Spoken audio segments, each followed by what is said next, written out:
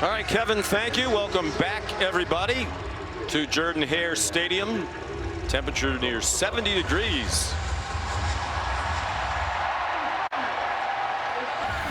First conference home game for Auburn.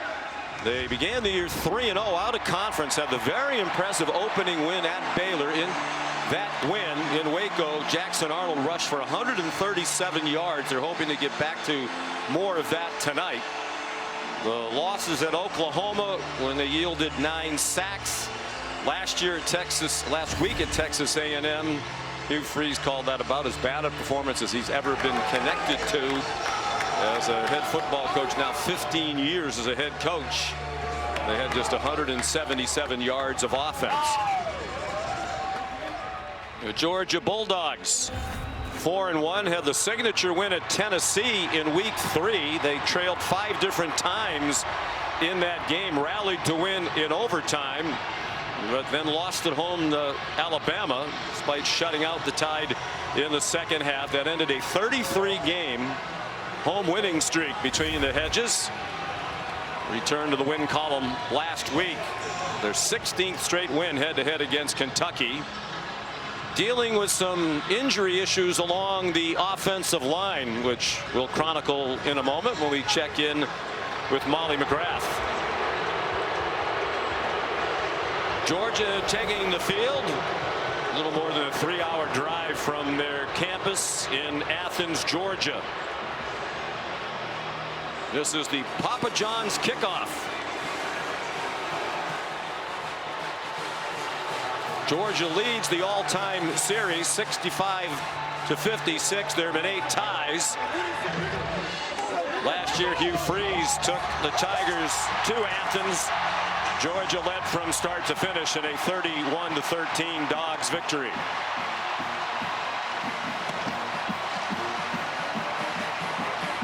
One of the great venues in college football, a lively crowd.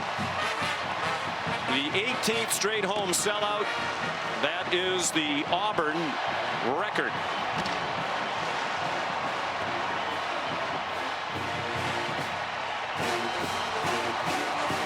They'll get after each other again in the 130th edition of the Deep South's oldest rivalry when we come back to Auburn, Alabama.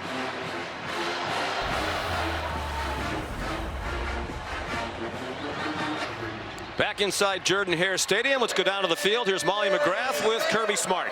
Coach, left tackle Monroe Freeling, right tackle Ernest Green were a game-time decision with injury. What's their status? How much do you expect them to contribute? Yeah, Monroe is available.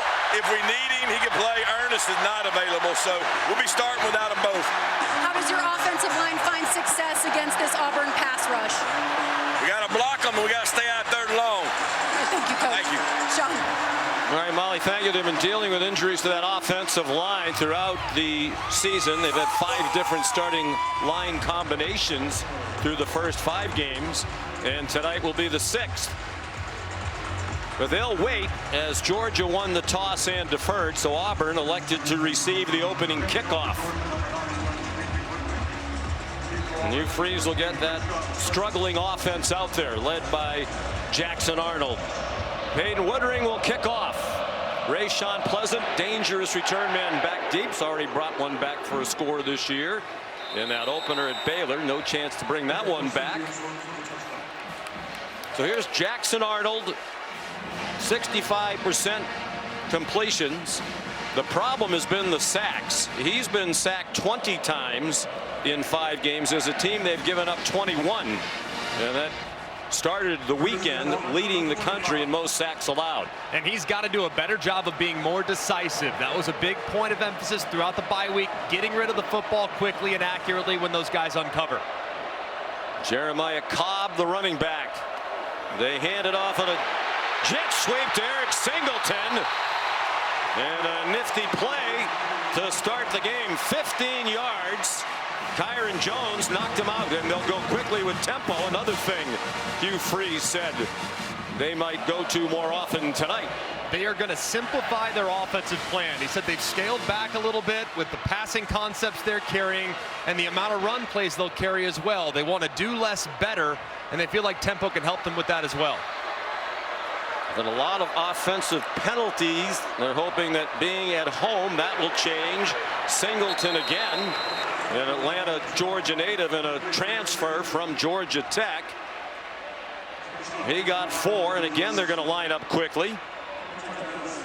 Big point of emphasis for Hugh Freeze as well is a commitment to the run game, especially on 1st and 10. They feel like in the last 2 games against both Oklahoma and A&M, they were way too pass happy on early down and distance. So a commitment tonight to that run will be helpful to keep them on schedule. And he said, I don't care if we get an ugly 3 yards on 1st down. I want 2nd and 7 and not 2nd and 13 or 14 as they've been dealing with. Jeremiah Cobb got to the 48-yard line, 4 more.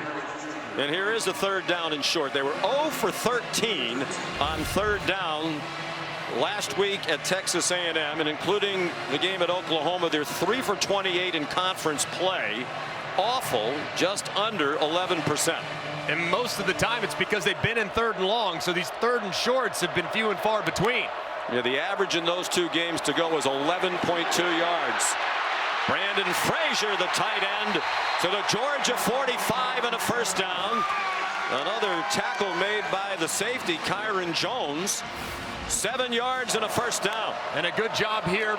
They handed it off inside several times on short yardage earlier in the season. This time a bit of a tendency breaker out of the bye. You fake the inside run, buzz the tight end to the flat for the conversion. Frazier, a tight end, a 6th-year senior from McKinney, Texas. Had a career high 5 catches last week in the loss at A&M. Play action pass. Cam Coleman was stumbling a bit as he came out of his route, still made the catch. Very near another 1st down. 2nd and less than a yard.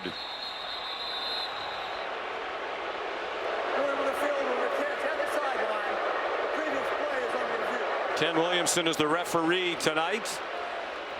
And they're going to take it to the replay booth, and Hugh Freeze understandably frustrated. They have a little rhythm going on offense. Right there.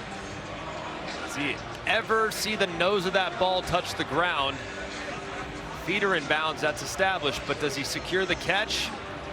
Not sure. It looks like the tip of the ball hits the ground without him having control of it. It was Dalen Everett, longtime starting corner, who made the play. Because he's going to the ground while receiving the ball, you have to survive the ground as well. So the nose of the football touches, that's likely going to be incomplete. I think it's an incomplete pass. Let's bring in our expert, longtime on the field SEC referee. Good evening, Matt Austin. What do you think? Hey, Sean, I agree with both of you. I definitely think the nose of the ball touches the ground. He does not appear to have firm control, so I would expect this to be overturned to incomplete. All right, Matt, thank you. Hugh Freeze says we're so close, and we were at Oklahoma. There were a couple of plays, you take away all the sacks, even with the sacks, if they had completed a couple of deep balls down the field to Cam Coleman when he was open, and Jackson Arnold didn't put enough air under it, they easily could have won that game. The league apologized to them for allowing the hideout play that Oklahoma ran for a touchdown that's supposed to be illegal.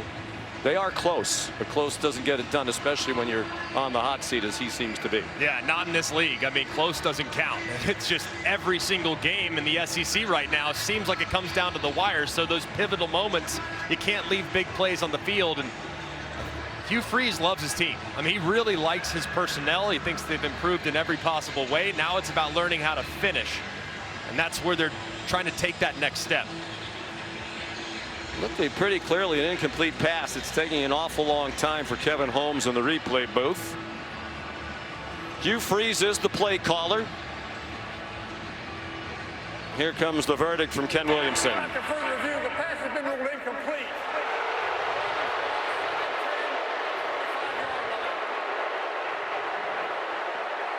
Hugh Freeze said they took advantage of the bye week to do a lot of self-scouting, and it's an RPO offense. One of the things that they took a look at is what is Jackson Arnold comfortable with? What has he done best in the throwing game? We're going to do a lot more of that, and we're probably going to get rid of the stuff he hasn't done very well. What does he do well? Well, he does a really good job running the football. We know that. He's great in scramble situations, but on some of the downfield throws, some of the slower progressing reads, he doesn't read those quite quickly enough. So expect ball coming out a little faster with some quick game and short passes. They also want him to throw the ball deep, get rid of the ball when it's one-on-one coverage. They think their wide receivers are going to win those battles. Malcolm Simmons the catch for a 2-yard gain. They line him up in the backfield and then sent him out.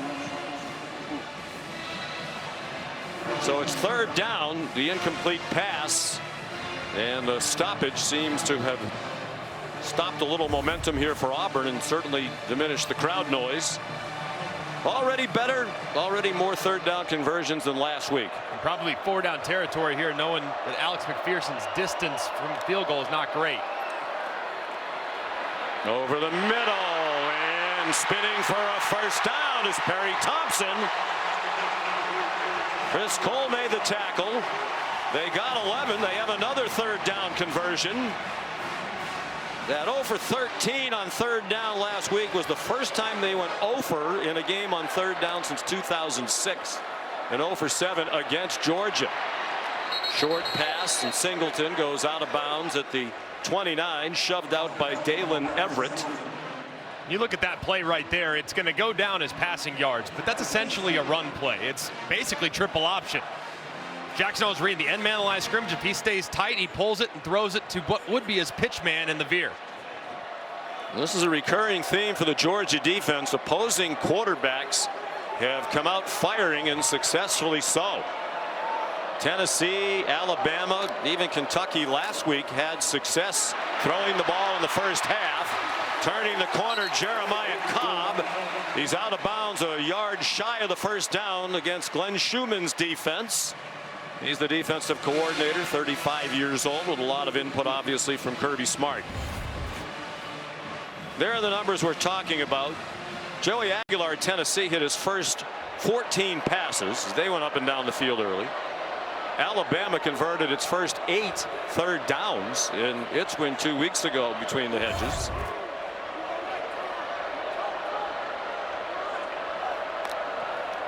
Third and 1. All of a sudden they can't be stopped on 3rd down. Jeremiah Cobb, the ball carrier, C.J. Allen, the tackle. And as Hugh Freeze says, it's a big difference when it's 3rd and short instead of 3rd and 11 all the time. Especially with how they run the football. I mean, they have 2 backs right now with Cobb and Alston that do a great job after contact. And this offensive line, while they have struggled at times in pass pro, they are big and physical. Far more physical than they've been the last couple years. And unlike Georgia, they've had the same 5 start every game. It's one of the most experienced offensive lines in the country, combined 169 starts. Timeout called by Hugh Freeze, who's agitated that they had to use the timeout. But they're on the move. 10 plays, 57 yards so far, and 1st and 10 when we come back. Impressive drive to open the game for Auburn with a mix of run and pass. Jackson Arnold thrown it 6 times, completed 5. They've run the ball 4 times. Now they're in the red zone where they're a perfect 15 for 15 this season with 11 touchdowns. They came into the weekend one of just 9 teams in the country that has scored points on every red zone possession. And that's a big improvement over last year when they were the worst team in the SEC in the red zone. Design run for Jackson Arnold. He's down to the 11-yard line. Looks like they're going to spot him down at the 12.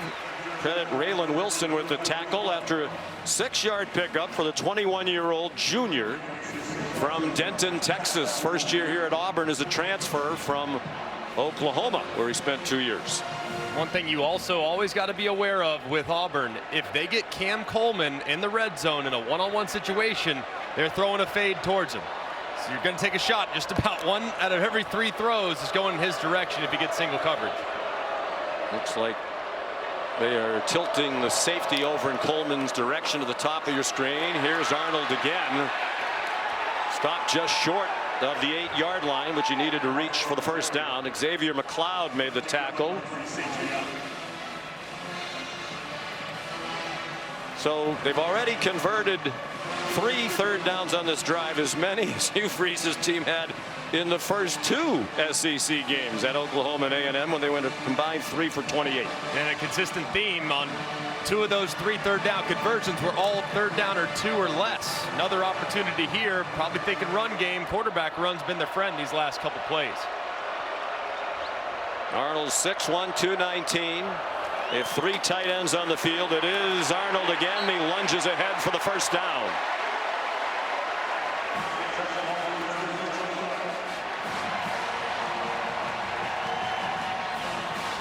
Outstanding drive so far for Hugh Freeze. Mixing up the looks, getting all of his big playmakers started. Singleton's got a target, Simmons out of touch, Coleman's got a target as well. Got both backs involved and Jackson Arnold's legs as well. Just a dream start for the Tigers so far. The runner was down beyond the line to gain. The previous play is under review. Crowd doesn't like it again. Hugh Freeze really doesn't like it. That offense has rhythm. I mean, it looked pretty clear like a first down. Now maybe his knee touched down in that sea of bodies and we couldn't see it. Very physical run there. It was pretty well defended initially, especially at the point by Georgia, but it was the effort from Arnold that appeared to surge him forward. Let's see the knees. Is it down right there just a moment ago? That right knee was pretty close, but it was tough to tell. Another look here. Watch the right knee. I don't think it touches the ground. I think it comes close. I don't think it does either. It looked like he stayed up, and with it being called on the field as a first down, I would anticipate this being upheld because there's not indisputable video evidence, I think, to overturn it. This really feels to me like overreach from the replay booth. I don't think anybody on the Georgia sideline would have complained if they just kept playing. And the crowd's getting agitated because they've seen several of the same replays that we have. And they don't understand. In the last stoppage, well, his right knee's down there. In which case, as we said, this is a really good replay stoppage. Right there. But it's tough to tell from that angle where's the ball at that point. So they'll have to marry those 2 looks up. When his knee is down, where's the ball? After further review, the ruling on the field has been upheld. It's first down.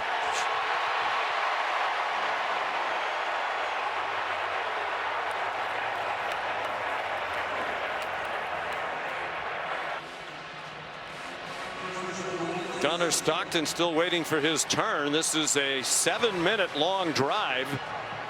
And Auburn about to run its 14th play. Arnold 5 out of 6 for 27 yards passing, but lately they've had designed quarterback runs. Successfully so. Fake to Cobb to the end zone. Coleman, and it's broken up. There is a flag down. Dalen Everett had the coverage.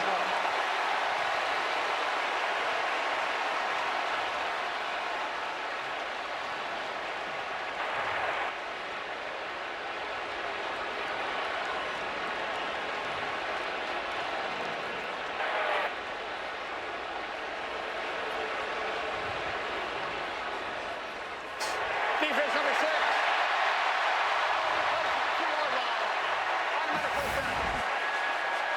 Pretty clear as Coleman was trying to get beyond Everett. You see the grab of the jersey. Coleman turns all the way inside, and the side judge was all over it. Got to let go as the receiver makes that first move. A good call. So the ball's on the 2. Will it be Arnold running again? This time he keeps it and scores. What a drive for the Auburn Tigers to start this game.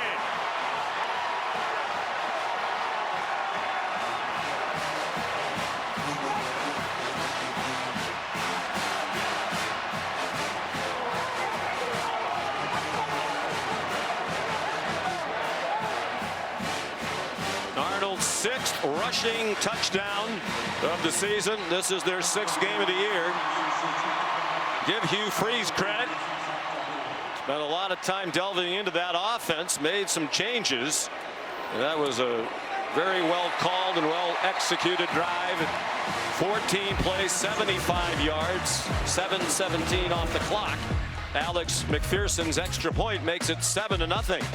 Dream start for the Auburn Tigers, mixing run pass and finding pay dirt early to get out to a big lead, 7-0 on the Plains.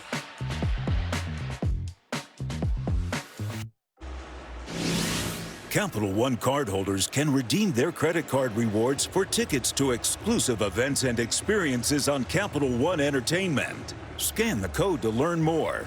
Capital One, what's in your wallet? Well, being home on the Plains agrees with the Auburn Tigers. That 14-play drive, their longest in their 2+ SEC games this season. They had a 15-play drive that ended with a field goal against South Alabama. And 4 for 4 on third down after the 3 for 28 combined at Oklahoma and Texas A&M. Connor Gibbs will kick it off. Zachariah Branch back deep. Dangerous return man. Transfer from USC. Georgia defense has now given up a touchdown on the opponent's first possession in 3 of their 4 SEC games this year. Returnable for Branch. And he's down near the 25-yard line. Here come the Dogs on offense, led by Gunnar Stockton. Completing 69% of his passes. He's thrown for 6 touchdowns, just 1 interception. He's run for 5. Redshirt junior from Tiger, Georgia. Rabun County High School, prolific high school career. And off to a nice start in his first year as the starter. He started 1 game last year, their college football playoff game against Notre Dame in the Sugar Bowl, after replacing Carson Beck in the SEC championship game after Beck left with an injury. They've run the ball very well. Nate Frazier gets the first carry of the night. He started the first 4 games of the year, had a couple of fumbles. So last week it was Chauncey Bowens who got the call to open the game. And I think the next step for Georgia's offense is to create more explosiveness in the run game. They've been really efficient running for 4 and 5 yards, but the home run threat hasn't really been there, but it is when Frazier's in the ball game. And Frazier and Bowens are powerful backs. We might see Dwight Phillips Jr., who has a better chance to take it a long distance. Quick slant and a catch made by Branch for a 7-yard gain, and they have the first down. Kayan Lee made the tackle, a starting corner. I think Zachariah Branch has done such a great job this year. When he transferred over from SC, he was always curious. I mean, is he a receiver or is he just kind of a gadget player, an all-purpose player? He has really developed in a big way. That was a great catch on the back hip at the shoulder. His team leading 19th catch of the year. Here comes a blitz. Stockton got it off. Nate Frazier, another first down. It's a very good Auburn defense. They played defense well enough to be undefeated, to have won both of those SEC games on the road. It's an aggressive group, too. They're going to bring blitzes. They're going to bring pressures. And Gunnar Stockton's going to have to understand where those unblocked guys are coming from. He's going to take a lot of hits tonight. Tough young man. Chauncey Bowens in at running back now.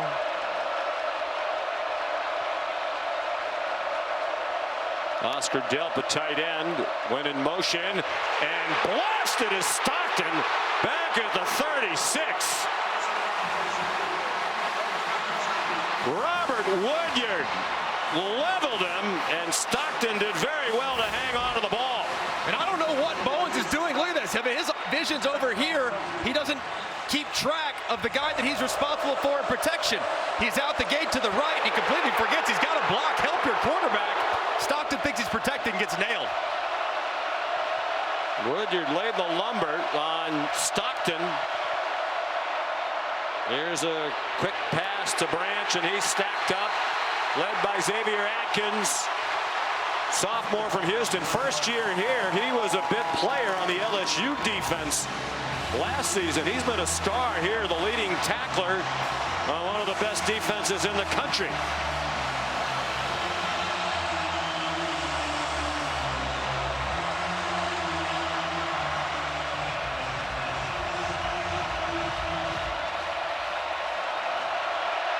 The veteran Cash Jones, third down specialist in at running back. He's trying to communicate with the offensive line.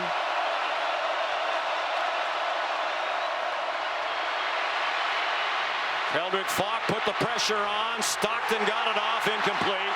Kayan Lee was in the way. There's a very late flag thrown by the back judge.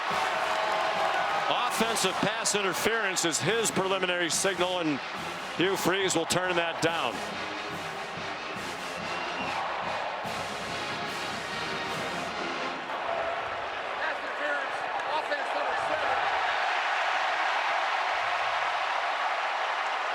So a great start for DJ Durkin's defense.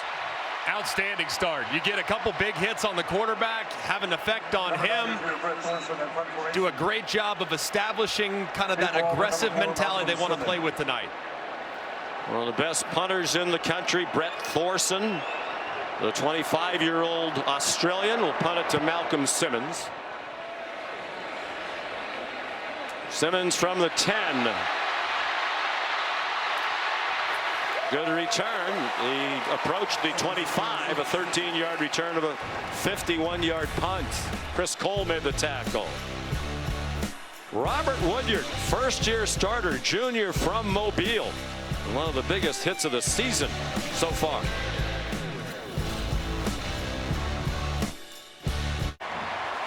There's the Taco Bell Live My Student section. Look who's in the middle of that Auburn student section. Cam Newton. Only one student section can claim the title of Live My Student Section of the Year. Who'll take home the trophy? Cam Newton here tonight to have his number 2 jersey retired at halftime. National champion, Heisman Trophy winner. He'll be the 4th Auburn Tiger to have his number retired, joining Pat Sullivan, Bo Jackson, and Terry Beasley. 7-0 Auburn on offense for the second time. And another good gain on first down. Jeremiah Cobb ripped through the defense for 9. So far, this Auburn offensive line is playing outstanding. I mean, they're getting movement up front. And this is a big, physical Georgia football team, especially along the defensive line. Now, they lack a little twitch, but they're great against the run, and that hasn't mattered so far against this Auburn O-line.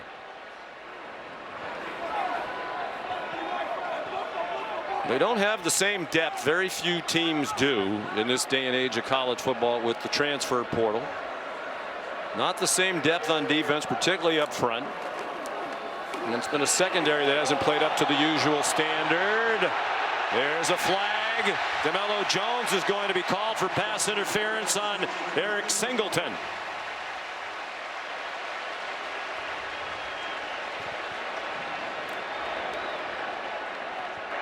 Pass interference, defense number 15.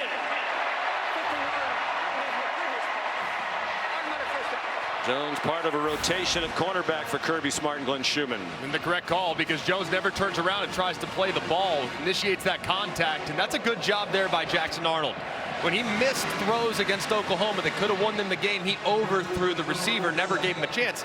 Just give him a chance on the underthrow, you might get a DPI, or guy goes up and makes a play.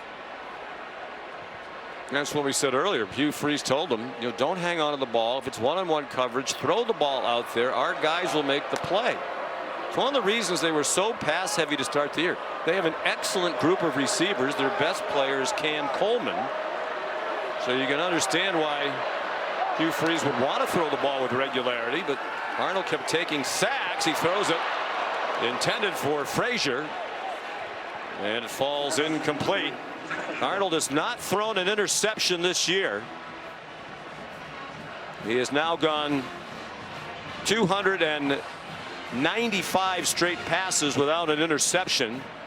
That's a span of 11+ games back to last season when he was a Oklahoma quarterback and threw one in September in a game at Tennessee where he wound up getting yanked. Lost his starting job for a few weeks. Malcolm Simmons off the jet sweep to the Georgia 39-yard line. 14 yards and another Tigers first down. Love how they're attacking the perimeter of this Georgia team so far with a lot of speed to the outside.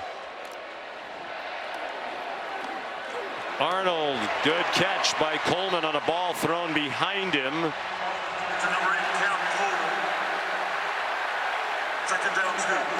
Coleman down just shy of the first down. They're going to mark it right on the 30. Now it looks like the officials will move it back a yard to the 31. They do.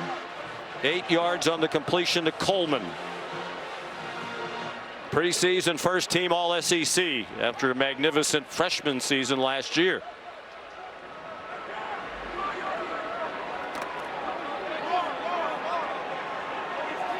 Second and 2. This will be the 19th play of the quarter, engineered by Jackson Arnold. Georgia's run 6. Frazier hit just as the ball arrived. Nice play by Dalen Everett to break it up on the near sideline. That's a throw, even though it was close. That's a throw that Hugh Freeze wants Jackson Arnold to make. Like, take some chances, drive the ball, get rid of it quickly, and it's going to be a tight window. It's the SEC. Bang, bang play. Guy makes a good one, but those are the throws you got to make. Sometimes when you haven't thrown any interceptions, that isn't necessarily a good thing. Perhaps you're hanging on the ball too much, being too cautious.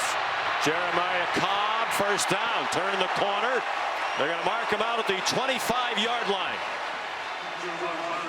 They're 5 for 5 on third down. Molly. Well, Sean, Hugh Freeze gave an impassioned speech to his team this week about playing with more swagger and confidence, believing that they can win games like this. And on the sideline, you can feel that. Players telling each other, hey, Georgia got punched in the mouth, and telling each other we need to keep striking while the Bulldogs are on their heels. So we'll see if they can do that by scoring again on this drive. One thing Georgia's done an amazing job of, though, against Tennessee, it was on display. They might get punched, but I can promise you they're going to be punching back. They look like they might get run out of the building, passed out of the building in Knoxville. Here's Cobb again turning the corner. Another flag thrown. Justin Williams knocked Cobb out of bounds, but a flag thrown. And it's going to be a holding call. Holding, offense number 1. 10-yard penalty. Front of the foul. Big first down. Wiped out a 12-yard gain. And that's been a big problem, especially against Texas A&M, have been the penalties. The last 2 weeks, Auburn's offense has 15 penalties on the offensive side. It gets them off schedule, it gets them behind the sticks. That's 7.5 per game, the second worst in all of college football in a 2-game span. So they have to be more disciplined when they're blocking, when they're lining up, and when they're utilizing cadence, because they've jumped off sides a bunch as well. Yeah, it's been a symphony of false starts in those noisy venues in Norman and College Station, and right on cue, Xavier Chaplin, who's been the biggest offender. False start. Offense number 65. 5-yard penalty. It remains first down. You see Jackson Arnold, he's going to clap. And that's exactly when he goes, clearly on 2. And Hugh Freeze says he's got to be able to manipulate the snap count. And Chaplin has had so many penalties over the last few weeks. That's now 6 in the last 3 games. 6 false starts and 1 holding penalty. Very highly touted player, transfer from Virginia Tech. He was considered to be one of the best linemen in the transfer portal. It gets dumped off to Preston Howard, and the tight end has a first down. Another excellent call by Hugh Freeze, and very well executed by the Tigers for 18 yards.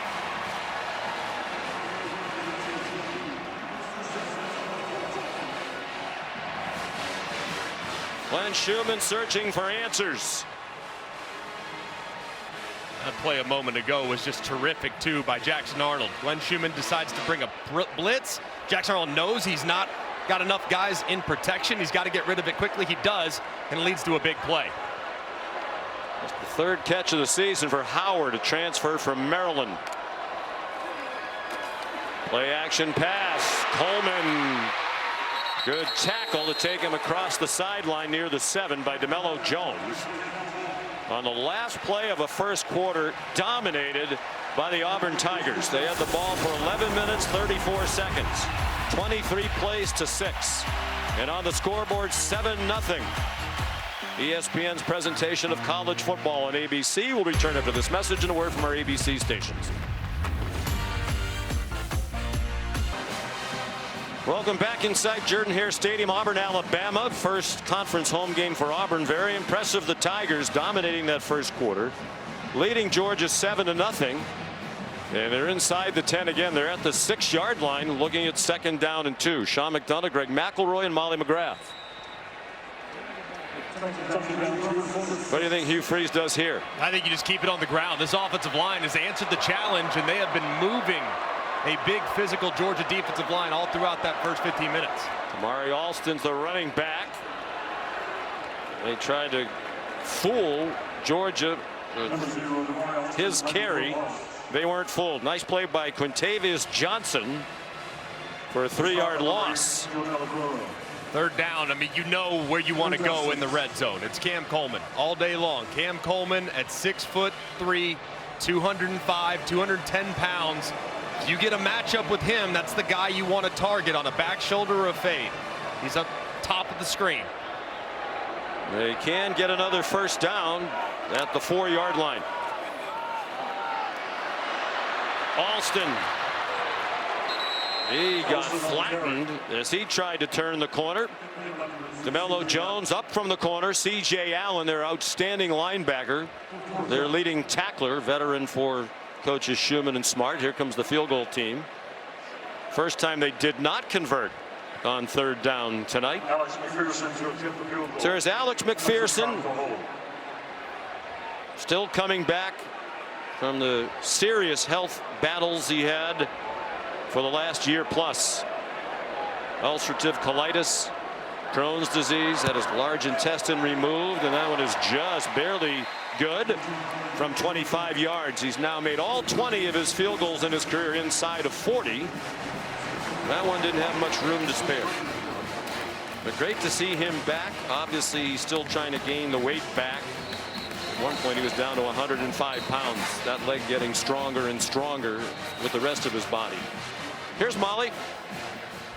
Coach Freeze, you really took advantage of the bye week. Your offense firing on all cylinders to start the game. What'd that group do well? They're doing everything pretty well right now, you know. So, I mean, it's a 4-quarter fight, though, and this league is nuts and crazy, and everybody's got good coaches and good players, but really proud of the way our kids have started the game and the way they're executing. Yes, he should be. And to me, Greg, this is the way they should play going forward. You know, don't put so much on Jackson Arnold in the downfield passing game, because he's proven, they've proven they're not as good at it as what they're doing right here tonight. Yeah, I love the plan so far. They're mixing run pass well, but a lot of those throws are quick throws that get out of his hands quickly. They're attacking not just the perimeter with jet sweeps, but they're also attacking up inside, throwing a lot of things at Georgia so far. It's a terrific start for the Tigers. SEC All Day brought to you by IHG Hotels and Resorts. What a day it has been. The SEC on ABC. Alabama, tight win against previous undefeated Missouri in Columbia. Texas wins the Red River rivalry, handing Oklahoma its first loss. And now Auburn up 10-0 on Georgia. Just the 2nd possession of the game for Kirby Smart's team. They got to make sure that they are accounting offensively for the pressures that DJ Durkin's dialing up. So far, it's only been a handful of plays, but you've probably seen 3 or 4 blitzes already from this Auburn defense.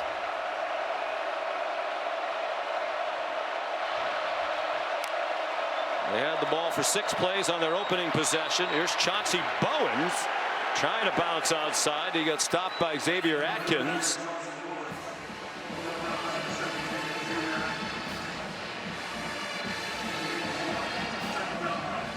Greg, this is one of the best defenses I've seen this season in college football. Auburn. Especially up front. I mean, Keldrick Falk does an incredible job. Just a complete take over the game kind of guy. But not to be overshadowed is Kieron Crawford on the other side. They're probably their most disrupted pass rusher. Bowens again. Sylvester Smith plays the star position in their secondary. Stop that for no gain. And another blitz from DJ Durkin. I mean, they have blitzed. They've run now about 7 or 8 plays offensively. They probably blitzed on 75% of them. This time it's the nickel. Smith getting back there to drop it for a loss. There's their star up front, Keldrick Falk. They line him up all over the place. Keon Crawford, excellent pass rusher on the other end. They rush 4. Stockton slings one, incomplete. Trying to get it to Dylan Bell at the 40. Kane Lee had the coverage. It's a Georgia 3-and-out. Really well defended there by Kane Lee. This is a secondary that a few weeks ago people were asking questions. What's going on with the secondary? Gave up 1 million yards to South Alabama, but they've responded in the back end, and now the secondary is starting to play as well as the front 7.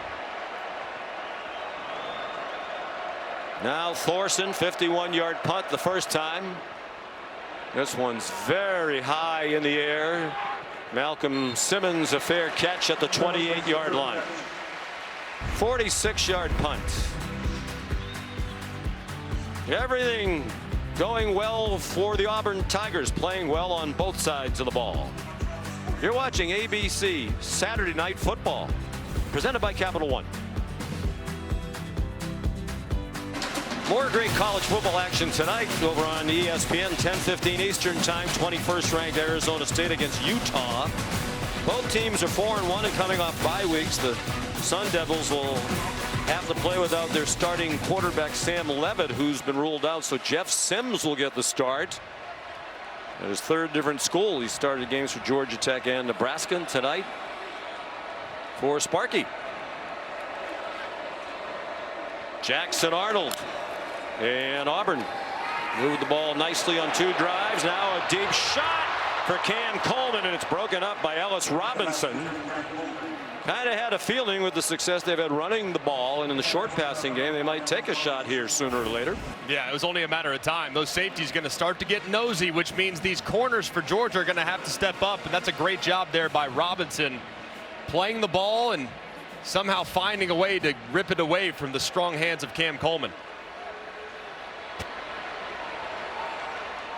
Robinson's a redshirt freshman, went to IMG Academy in Florida, one of the top recruits in the country in his class. To the 30 goes Jeremiah Cobb for a 4-yard run. Robinson hobbled off. And Cobb lost his helmet, so he has to come out for a play. It might not be that big a deal because frequently Damari Alston is out there on 3rd down. One of their team captains is Alston, a senior from Atlanta. And a timeout called by the Dogs. Timeout, Georgia. 10-0 Auburn. We're early in the 2nd quarter in Auburn, Alabama. ABC Saturday Night Football is presented by Capital One. What's in your wallet? And in part by Sonic. Buy 1 Sonic Smasher and get a free large drink when you order in the Sonic app. Jackson Arnold's 8 out of 12 tonight without an interception. He's now thrown 300 straight passes since his last interception. Just the 3rd player in conference history to throw 300 or more without a pick. Brady Cook for Missouri, 365 and 22 and 23, and Andre Woodson for Kentucky, 325 without an interception back in 06 and 07.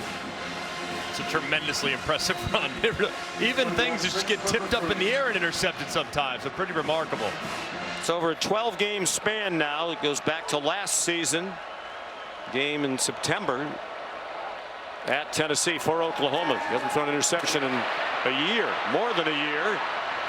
He got hit as he throws, and that streak was almost ended by the announcer jinx and by C.J. Allen, who had his hands on it and couldn't pick it off. So on 3rd and 6, Glenn Schumann's defense gets a stop, and Auburn will punt for the first time. And Sean almost delivered the curse like you referenced, but that time throw just so far off the mark that C.J. Allen couldn't even reel it in. So fortunate there for Auburn. Hudson cocked a punt. There's a flag down on 4th and 6. Zachariah Branch, fair catch, 31-yard line.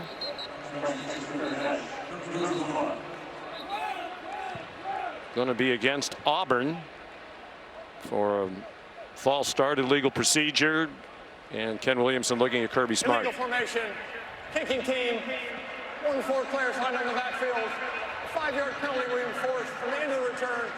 First down. Let's take a look at who's bringing the heat, brought to you by Sonic. And it's the Auburn defense so far, hyper aggressive, a lot of blitzes, 9 snaps so far for Georgia, 6 different pressures called by DJ Durkin. It was Woodyard who delivered the sack on the first drive, and then it was Sylvester Smith. Looked like going to be some room to the outside, and the nickel flies in there and makes the play behind the line of scrimmage. They have been very aggressive here these first couple drives and have not allowed Georgia to find any offensive rhythm. And that has been a hallmark of DJ Durkin's defenses over the years. Nate Frazier.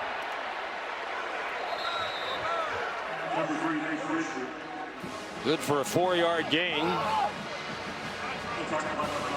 It's going to There's be DJ Durkin. These two coordinators very familiar with each other. 6th time that Durkin and Mike Bobo have gone head to head, and they've come to 3 different schools for each of them. Bobo's teams have won 3 out of 5, including last year between the hedges. Elijah Mendez, a true freshman, took down Stockton after a 3-yard gain. a big key for Mike Bobo too as he continues to move forward. If DJ Durkin's going to be bringing a lot of pressure, you got to start dialing up some of those screens that Georgia always has a lot of success with. That'll talk them out of the pressure. If they're blitzing, get it out quick and let those guys run. The Dogs are 0 for 2 on 3rd down.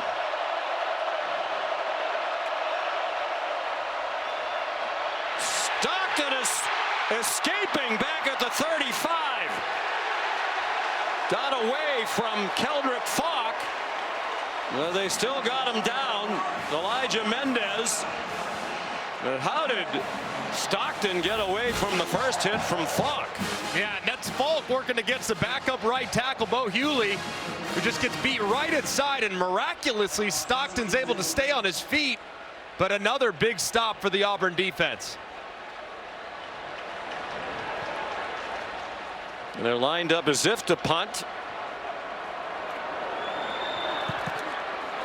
And another bomb by Thorson. Simmons, the deep man, trying to decoy the coverage team, and he didn't need to. It went into the end zone. Let's take a look at tonight's playbook, brought to you by Modelo. And it's how quickly Jackson Arnold's playing right now. I mean, he's getting the ball out so quickly. That doesn't matter if you take a lot of sacks. It's not going to happen if you're getting it out in less than a second and a half. And even against pressure, too. Guys are up in his face. He's getting rid of it quickly. Guys are getting out in the flat. He's giving them a nice, accurate throw to get out in front. And then he's contributing with his legs as well, which has always been a hallmark of his game. It's a great start for the quarterback. A 60-yard punt by Thorson matches his longest of the season. So Auburn will start at the 20.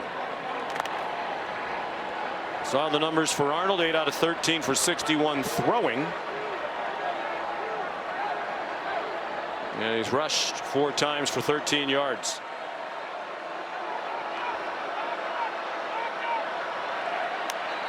And they were having trouble getting the ball snapped. So a timeout called. Nope, they didn't get the timeout. The flag instead. 5-yard penalty. First down.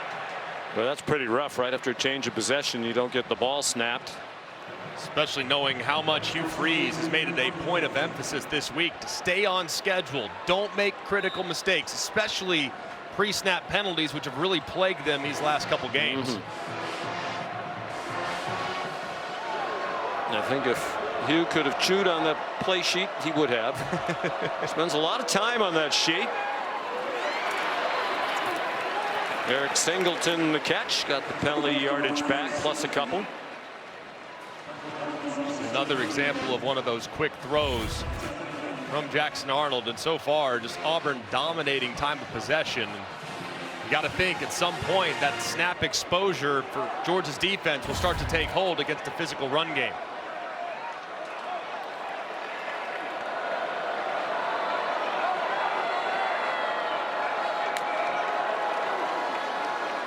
Arnold, short completion to Howard. Tackled by C.J. Allen.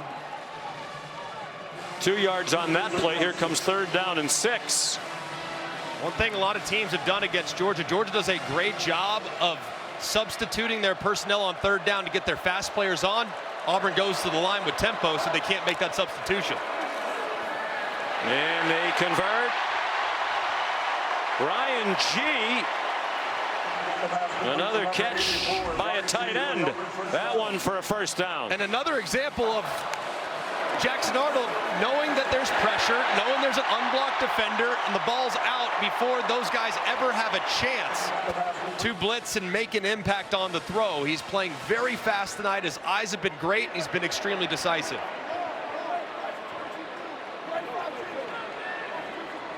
Another new wrinkle, much more usage of the tight ends. Howard has a couple of catches. Frazier has one. Now G has one. To the sideline, Coleman. 1st down, just shy of midfield. 12 yards on that play. I love how Auburn at the top of their route, they always come back really friendly to the quarterback. I mean, Cam Coleman, that's a 10-yard route, but he catches it at about 3 or 4 yards because he's coming back so viciously towards the quarterback to make that throw a little shorter. Jeremiah Wright, their starting right guard, is still down on the field back at the 30-yard line. Midway through the 2nd quarter. You're watching the SEC on ABC from Jordan-Hare Stadium in Auburn, Alabama. Among the sellout crowd, Charles Barkley alongside Bruce Pearl just announced his retirement as head coach of the Auburn Tigers basketball team. He'll be replaced by his son Steven. They have a charity golf tournament together, an annual event that'll be contested here on Monday. Here's Jackson Arnold to the Georgia 43. An 8-yard run. And by the way, we're about 2 weeks away from Charles Barkley and his great cast of Inside the NBA debuting on ESPN. Saw Chuck at the hotel today. He is very excited about that. And we're very excited to have him as our colleague. No kidding, man. See, one of the greatest broadcasters of all time. Oh, my goodness.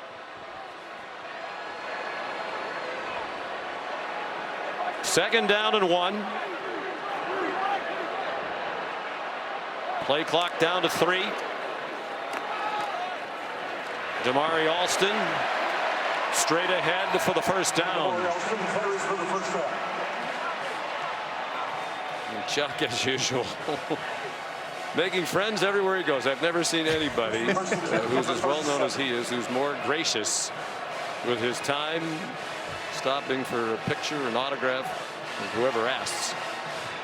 Looked like he was on a FaceTime there. He might have been. He is just one of one, man. Chuck's the best.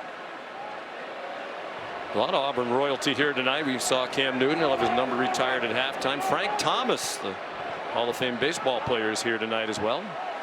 Looking full of vitality. Damari Alston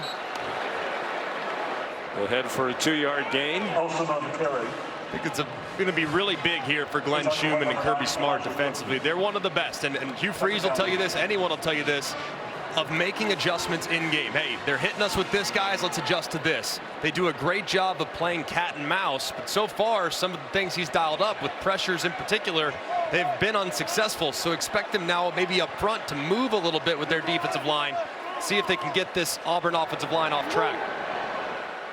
Yeah, Hugh Freeze said you might catch them off guard once, but they do the best job of adjusting of any defensive coaches that Hugh has played. Perry Thompson fights for another 1st down. Sophomore from Foley, Alabama. Looked like he had it. Gabe Harris Jr. and DeMello Jones made the tackle. They're going to mark him just short.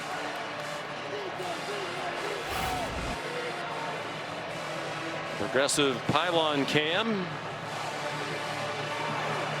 It's like the spot's correct, but good effort there by Thompson, who also was a very highly recruited player coming here, just a little overshadowed by Cam Coleman. On 3rd down and 1, Alston. Didn't look like he got there, although the official on the far sideline was running in, indicating they did. Kirby taking a look down the line. It is a 1st down. Now, after you've really committed to the run in this drive so far, you can expect those safeties to get a little nosy. So if you're thinking about maybe taking a shot at some point to Cam Coleman, this is probably the down and distance to do it. Georgia's probably been told in the green dot, hey guys, sell out against the run. If you get a one-on-one to Coleman, is where you take your shot. 100 yards rushing already for the Tigers with 4 minutes to go in the half. Alston a yard and that's it. Kirby Smart's in his 10th season, remarkably successful 10 seasons as head coach. 109 wins and 20 losses. Tied with Bob Stoops of Oklahoma for the 2nd most wins through 10 seasons in major college football history. The only one with more, George Woodruff of Penn. Mike Swanson did a lot of his games as the statistician. 1892 to 1901, he had 124 wins for Penn. Penn, correct? Not Penn State. Penn. Penn, yes. Yeah. Yes, the business school. Yes, among other things. Very fine Ivy League institution. Jackson Arnold, there's flags down. Jackson Arnold has some room down the sideline. Pursued across the boundary by Justin Williams. There was a flag thrown by the umpire. I'll get someone on that offensive line based on where they threw that flag. Offense number 72. 10-yard penalty from previous spot. Repeat 2nd down. Xavier Miller, who came in when Jeremiah Wright went out a few plays ago. Wright has come back in. That's good news for Auburn. And he just kind of gets bulldozed by C.J. Allen, and as he's going to the ground, he looks like he kind of grabbed him and pulled him forward. They probably could have also called the center, Connor Liu, number 75. Looked like he had the grab of a jersey as well. Either way, another offensive penalty on Auburn to get them behind the sticks. That's now 35 yards in tough form so far. Alston again, the running back. They send him wide to the right. They already have a 3-receiver bunch along the hash marks. And Arnold went to Coleman on the single side with Everett in coverage. Everett, a veteran, had a string of 28 straight starts, snapped in the opener. He was injured against Marshall. He's returned and started every game since. And Everett is not getting up after he made the play on Coleman. Looked like he took a big shot as Chris Cole, the linebacker, was coming out, one of the more violent players in the game. Looked like some friendly fire there as they collided as Everett's trying to make a play on Coleman. Scary, scary hit there.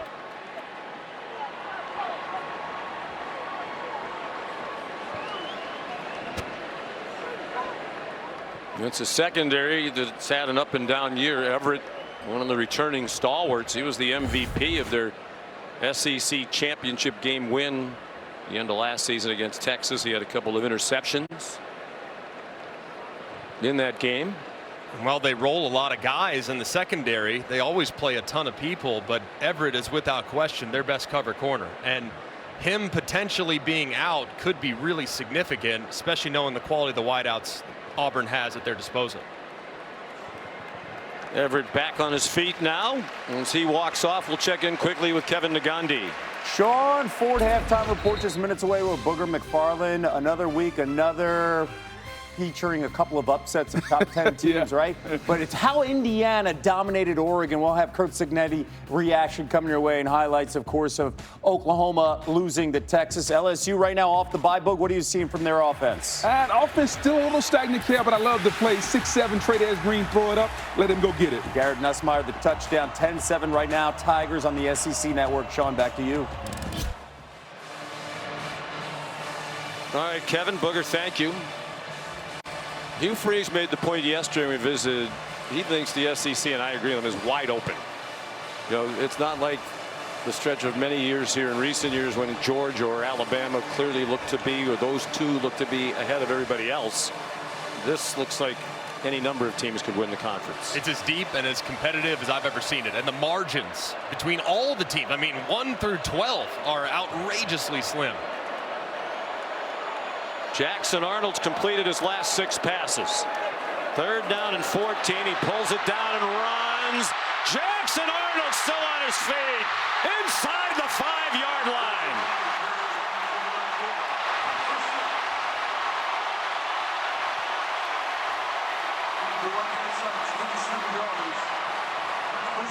$27-yard gain. It takes us to the 2-minute stoppage. Perfect call. 5 guys in the box for the Georgia Bulldogs. They call quarterback draw on 3rd and long, and Jackson Arnold makes another big play here on the Plains.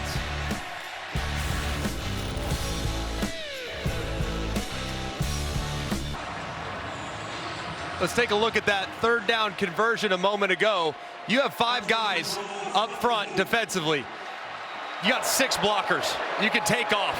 That's great numbers in the run game. The AT&T Connected Cam shows you that was a terrific call by Hugh Freeze, taking advantage of numbers and getting Jackson Arnold out on the quarterback draw.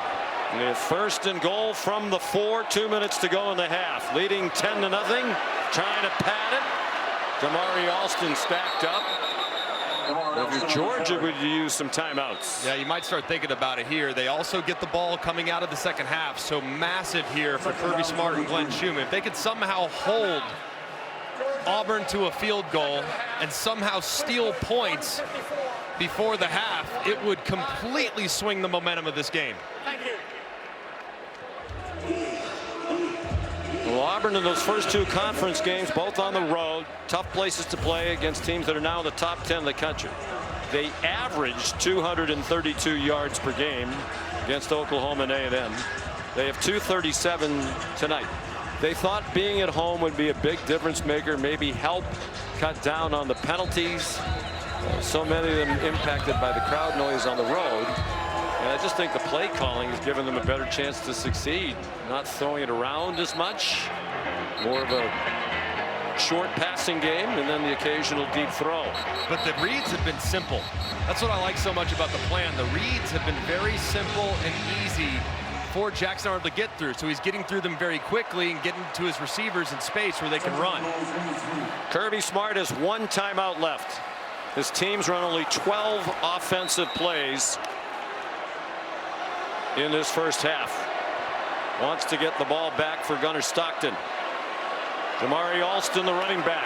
Will it be Arnold again? Yes, it will. Following Alston. And they're going to mark him down. Crowd thinks he scored, but he bounced to the goal line.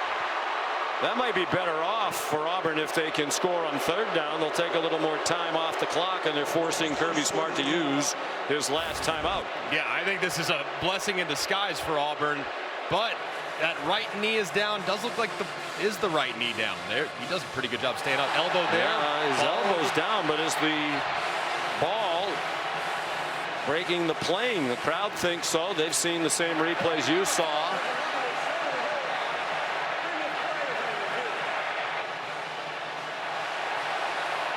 And it does look, what a great shot down the line right there. And as that elbow hits, as the ball broke in the plane, it looks to me like it probably has. That was great effort there by Jackson Arnold.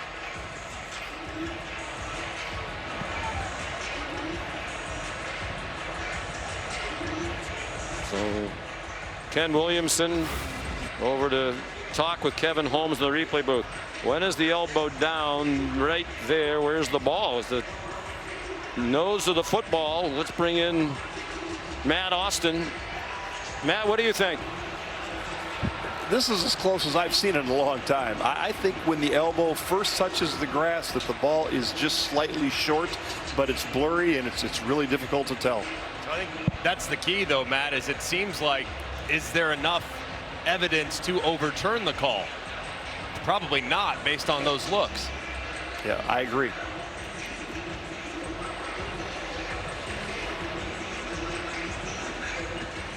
I would agree as well. I don't think there's any clear evidence to suggest that the ball got to the beginning of that goal line. And ironically, I mean, as soon as Ken Williamson announces that, assuming that's the decision that they uphold the call, the crowd will boo. But it's actually a blessing in disguise. You just forced Georgia. Well, it might be. I mean, if they don't score a touchdown, for sure, it's not a blessing. But they have forced Kirby Smart to use his last timeout. It'll be second down. It'll be third down. Kirby Smart saying it's third down, and he's right. Ken Williamson will change that. It's third down. I think it's pretty obvious what you're getting here. You just mow right ahead with either Damari Alston or Jackson Arnold. I mean, you've been running it well all night long. The offensive line has played with great effort and intensity. This inch to gain, put it on their back and let your power backs run it in.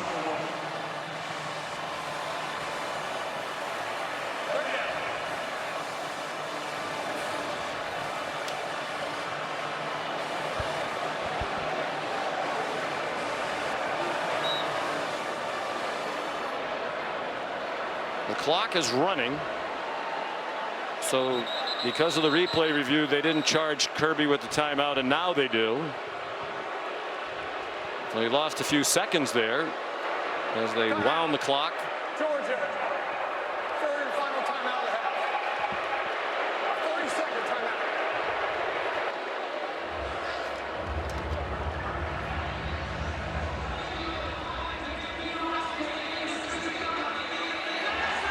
So it'll be third down and goal. Gunnar Stockton's been a spectator almost the entire night. They've been on the field, that offense, for just 6 minutes and 46 seconds. Sean McDonough, Greg McElroy, we visited here with Hugh Freeze yesterday. It was obvious he and his staff did a very deep dive into what the offensive issues, the problems were in those first two SEC games on the road. And to give them credit, they found some solutions. They've changed, and it's to the betterment of their team. It's been outstanding so far. I mean, absolute clinic on both sides of the ball. Their defense has allowed just 12 plays and 20 yards as well. So while offensively they've been incredible, the defense is playing even beyond what we saw from them the last few weeks. They're 8 out of 10 on third down. Jackson Arnold. Crowd thinks he got in. The officials are trying to sort it out. Meanwhile, the ball is out. There's a Georgia player running in the opposite direction all the way down. That's Kyron Jones. Kirby saying, there's the ball. We have a touchdown. Meanwhile, Hugh Freeze thinks his team scored. And a couple of the offensive players on the field are signaling that. And the indication is it's a fumble and it's Georgia's ball.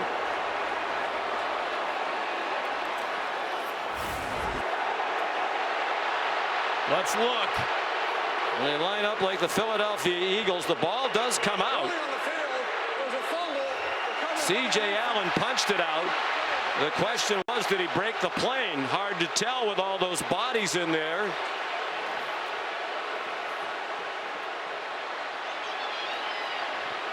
So hard to tell exactly what's going on. Where is the ball as he crosses the plane? And like you said, Sean, it was called a fumble on the field.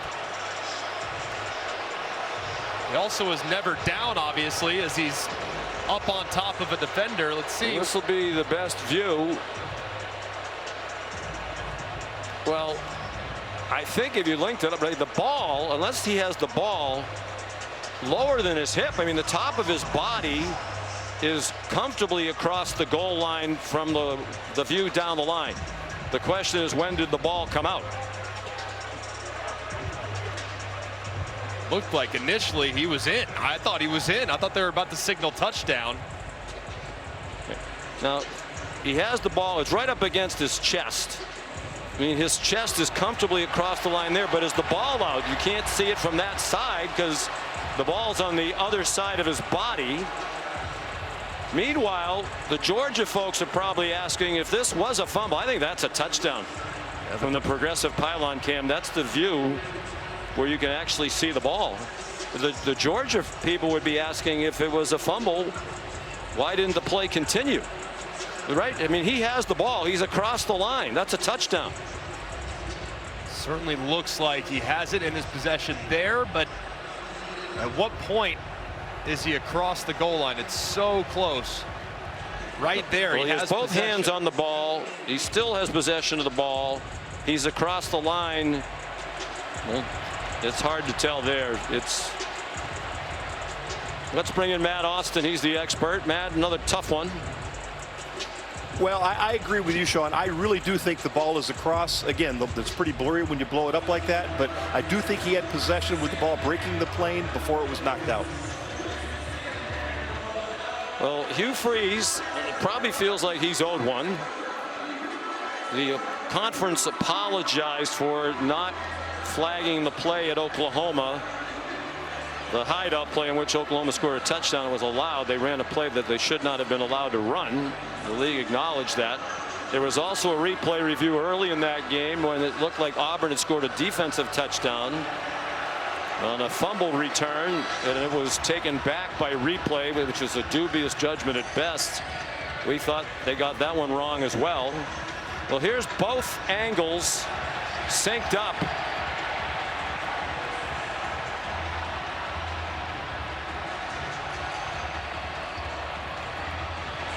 I think it's a touchdown. That's my gut, but do they have indisputable video evidence? That's the tricky part because of what it was called on the field. He still has it. C.J. Allen's hand comes in. But you know, he has the ball. He still has now's the punch out, and he knocks the ball back, and it still goes back across the goal line. And when it starts going the opposite direction right there, it's already across. It's broken the plane.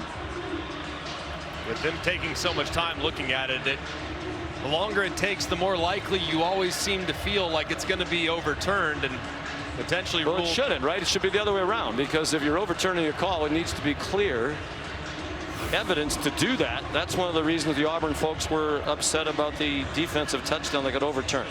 He still has the ball. It doesn't get punched out till then. The ball's across the goal line. All you have to do is break the plane, the beginning of the goal line. Matt, do you have any final comments? Or maybe not final. Do you have additional comments? Well, from the synced up views, it looks like he's got the ball tucked right in his chest, right at his numbers on the front of the jersey. If you look at the view from the back, his number 11 from his back is definitely across the goal line. I think by merging the two together, that's a touchdown. Yeah, right there. I mean, that's when the ball gets punched out, but to me, it looks like the nose of the football is across. Jackson Arnold anxiously awaiting the verdict. And that wait as a quarterback is just absolutely agonizing. Like, I remember throwing, well, it was not an interception, but LSU fans think it was, to Patrick Peterson, and that replay review felt like it took 3 hours. So it just taking forever, and it's just agonizing on the quarterback, just hoping it rules in your favor.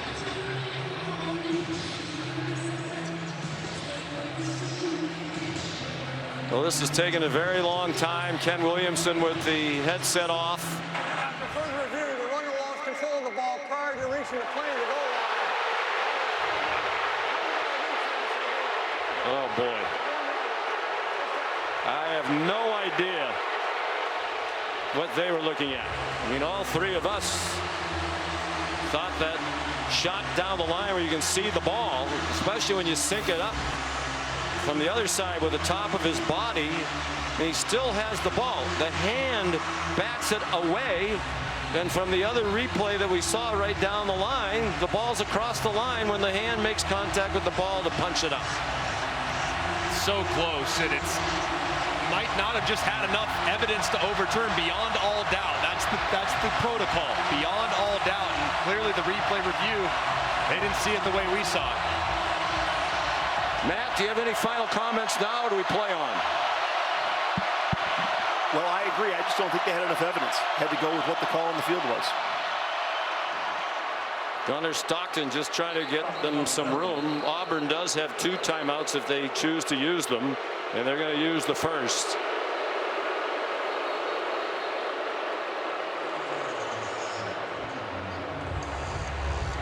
Well, Hugh Freeze. Auburn, second timeout of the half. We did the game at Oklahoma. And early in the game, the Auburn people thought that was a catch and a fumble by Isaiah Satania. Kay and Lee recovered it, took it 65 yards for an apparent score. They overturned it after about a 4-minute review. And then Satania later in the game scored on a hideout play, which is illegal. That has been discussed among the SEC coaches. And Hugh Freeze upset about that. The conference apologized. Said there were 3 other plays in that game where there were hands to the face on Oklahoma defenders that didn't get called and plays that wound up being sacks. I mean, look where the ball is there. Looks like the nose is across to me. I don't understand. I really do not understand.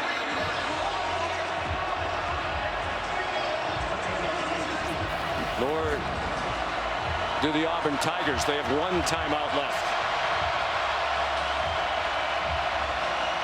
Josh McCray is in at running back.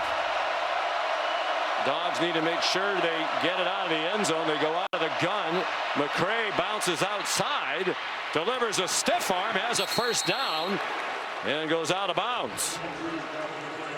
Just a massive opportunity now for Georgia. You have the ball bounce your way, rules in your favor. Now the opportunity to potentially go 2 for 1. You've been completely dominated in the first half. Auburn's had 29 more offensive snaps. They have 6 times the yardage that you have.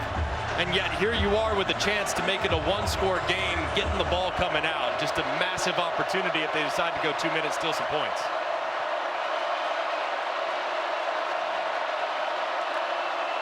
Cash Jones in at running back. He takes the swing pass and goes down to the 25. Out of bounds to stop the clock. Blake Woodby, a true freshman corner. One of several freshmen seeing more and more playing time on this DJ Durkin defense.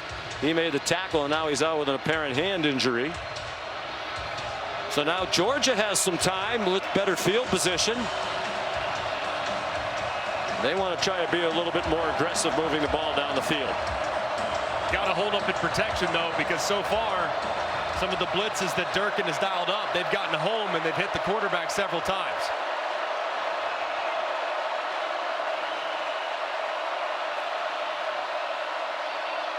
Short set by Stockton. Good catch by Lawson Lucky. 7-yard gain for Mike Bobo's offense. He's had plenty of time to think about these play calls. More than 3-1 edge in time of possession for Auburn. Stockton flush, but their whistles first. Going on the field, the runner achieved the first down. Previous plays are reviewed. My goodness.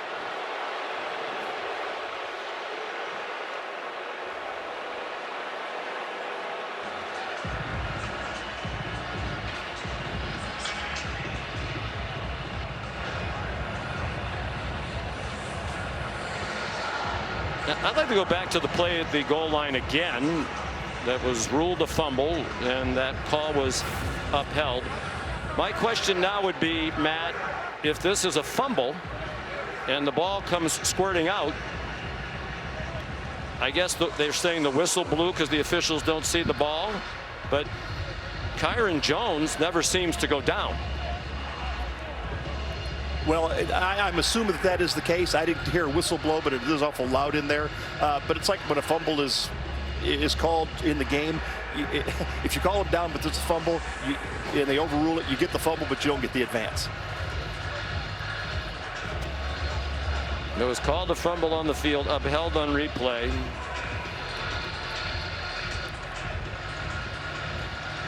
I would say this from the beginning of the game. Kevin Holmes in the replay booth does take plenty of time to hand down these judgments. A moment ago, they decided to stop it to look at that previous play and whether or not Lucky did secure it for the first down. After further review, the ruling on the field is upheld. It's first down, Georgia, the 32-yard line. This is 1 minute, 10 seconds on the game clock.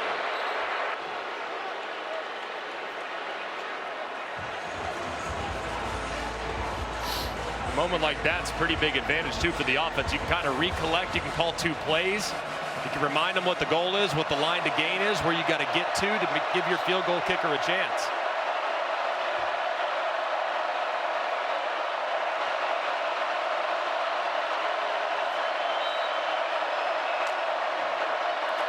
Here's an Auburn blitz. Stockton runs away from it, throws to the sideline, caught. Colby Young. A 10-yard completion and a first down. Now they're thinking at the very least about getting into field goal range after that 11-yard gain. Stockton took a hard hit as he got it off. And he got destroyed.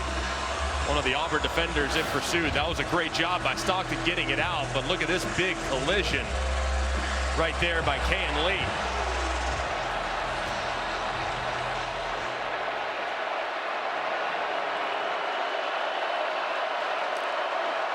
Zachariah Branch was the motion man. They might stop it. I think they're going to see if it was a catch by Young. You heard the crowd groan. They showed a replay of the previous catch on the board. That's why the crowd groaned. They didn't think it was in bounds.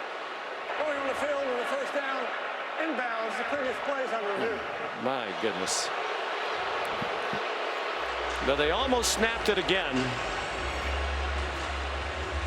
Hugh Freeze told us after the Oklahoma game he had several conversations with the conference office. Now Kirby is asking for a targeting call. And I think they could take a look at it too, because in that situation, Gunnar Stockton is a defenseless player. So when you're defenseless, any type of launch and forcible contact to the head or neck area, that could potentially be called. But it looks to me like it's kind of in the midsection as Gunnar Stockton is airborne. The other question on the play is, was Colby Young in bounds? Looks like he was. That right foot seemed to have some green between the toes and the sideline.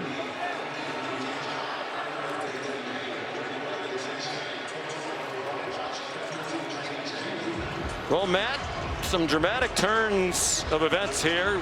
Auburn thought they were about to go up probably 17-0 with an extra point. Now Georgia moving the ball with a chance to score points, and this could be targeting against Kayan Lee. What do you think?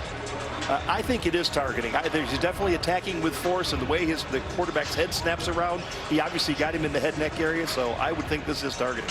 Yeah, and you look at the upward thrust too that he kind of launched with. You have to have that indicator now to check all the boxes of targeting against the defensive player. So he did kind of launch. Just where did he hit him? Torso or head or neck area? And that's kind of a gray area from time to time. After review, number 4 of the defense hit a protected player above the shoulders with his helmet. Therefore, targeting has been created as a foul.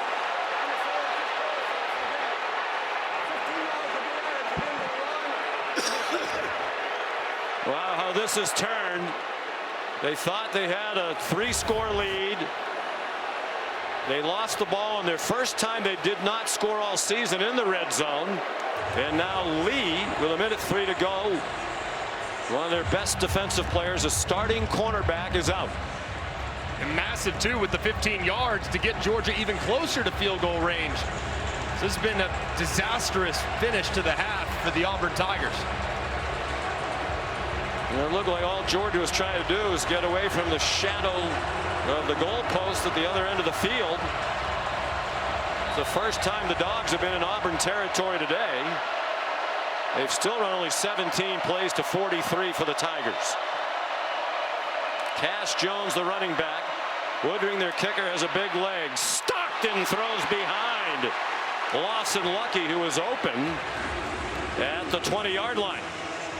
And Lee, inconsolable,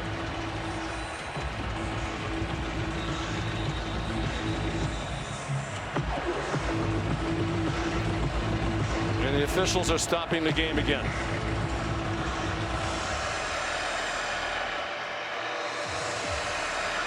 And you feel for Kane Lee, you really do. You're trying to deliver a big hit, trying to impact the quarterback, and his defensive backs coach, the crime dog, Coach McGriff, trying to calm him down. George is going to line up to snap the ball. Meanwhile, the referee, Ken Williamson's having a conversation with the line judge over on the Georgia sideline.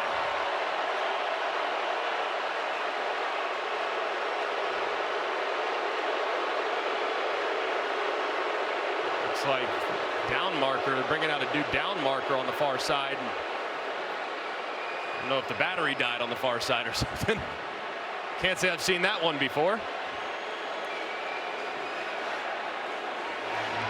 Well, all the stoppages and the length of the reviews would wear out some batteries. One thing this does, though, for Auburn is it allows that defensive line to recharge. Now, they've shown this pressure look and they've dropped down. At some point, they're going to bring the house. Woodring's career long is 55. This season, it's 48. 55 is indoors in Atlanta. And Stockton forced to throw it away. There's going to be a late hit. Now, Morris Williams took Stockton to the ground after the throw.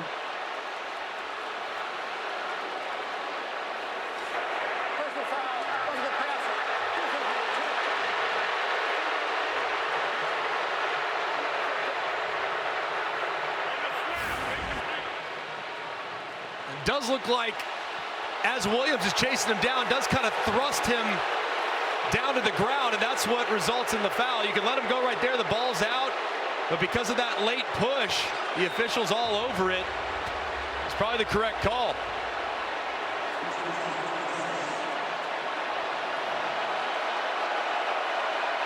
They're at the 27-yard line. 7 more penalties for Auburn tonight. Stockton throws incomplete through the hands of Lawson Lucky.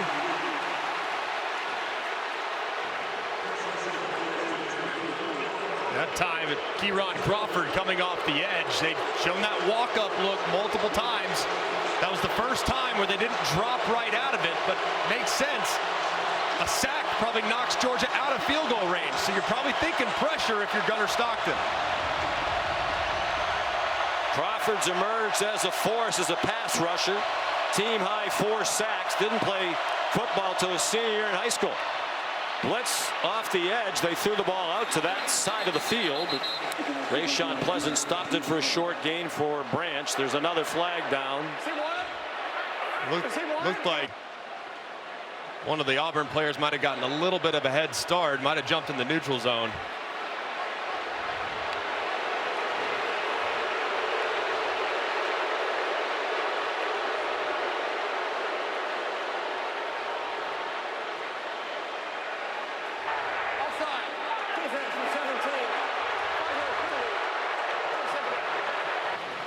Well, Hugh Freeze has to be thinking, what did I do to deserve this? His team was dominating the game. Looked like they scored. He didn't like the call on the replay on the goal line that ruled it a fumble. And now here comes Georgia in scoring position. Did look like they were offside. Xavier Atkins. 8 Auburn penalties. They go to the quick pass again. Colby Young still on his feet. Stacked up. And stopped near the 5-yard line. Especially big there that Colby Young was able to get out of bounds. Obviously, Georgia without a timeout. Precious seconds could have ticked off. Now they can reload. I think they're going to wind the clock now. And that's why, yes, they are winding the clock. They had stopped his forward progress. They just moved the chains. Stockton throws it away in the direction of Colby Young. He's a big target down there at the goal line. Young, 6'4", 215. Second year at Georgia after 2 at Miami. Probably anticipating pressure, too. A sack puts you in a bit of a scramble situation. So I'm still thinking that quick throw to the end zone. I like Colby Young at least 2 more times down here. See if you can find a matchup for him and utilize his length. This Georgia drive started from their own 1. It looked like they just wanted to move the ball out. Stockton running out of time. time. Atkins approached and he threw it away. 3rd down and goal for Georgia. 21 seconds to go. No timeouts for the Dogs. Tried to design one a second ago for Colby Young, but the pressure forced Stockton to bail out. Now, I'd go catch and throw right now. Number 8, Colby Young up top. You get it one-on-one, press coverage. That's the direction I'm looking. A little back shoulder fade. Late substitute coming on for Auburn. Jared Smith came on. Crawford came off. The play clock is at 0. That was great coaching by the Auburn staff. They were entitled to the substitution because Georgia substituted. And Georgia didn't have a timeout. So the ball's back on the 11. Now, if you're Auburn, probably don't want to bring pressure here. I would drop 8. I'd rush 3, drop 8, cover up all the zones, and make sure you don't allow something to get thrown over your head. The 2-minute timeout was 32 minutes ago. Stockton has it batted down and incomplete. Bobby Jamison Travis batted it out of the air. And that was a great job. They did. They only rushed 3. They dropped 8, covered up all the zones, and Jamison Travis gets a hand on it. If not for the leaping effort of Atkins, he might have been able to secure the pick.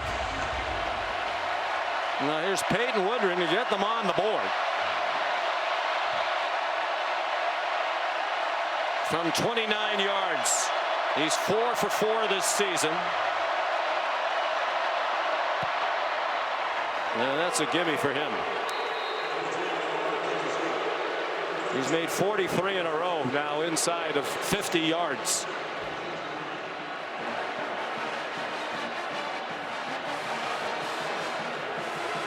Just an absolutely crazy sequence in the last 20-25 minutes. Started with Auburn knocking on the door, about to take a 17-0 lead in complete control. The ball gets punched out just before Jackson Arnold can get over the plane. It's recovered by the Georgia Bulldogs, who then, with the help of some penalties from the Auburn Tigers, 30 yards worth of penalties, gets them into a spot where they can steal some points of their own. And started with this targeting by Kayan Lee, going and launching towards the head or neck, then a roughing the passer again on the next play or two. And Georgia's got to be thanking their lucky stars right now, because you cannot get outplayed much more than they have here in this first 30 minutes. And to beat down just 7 points getting the ball, they got to be feeling pretty good on that Georgia sideline. Kirby Smart fired up, as he should be. They've been on their heels for most of the night.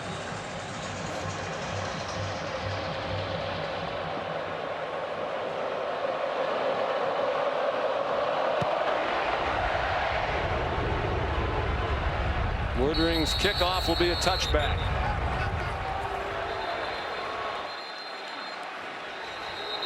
Georgia had been held scoreless in the first half only 5 times in 129 games prior to tonight under Kirby Smart. It looked like it was going to be 6. There is a flag down again.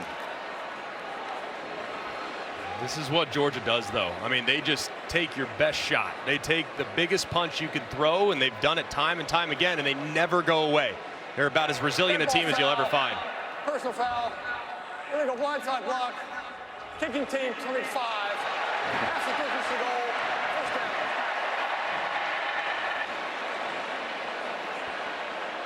Our truck was in communication with the replay booth, and they said it was a fumble at the goal line in their judgment before the plane was broken.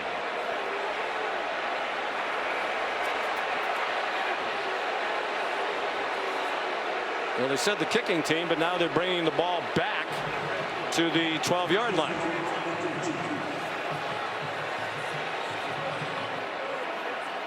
Hugh Freeze wants an explanation.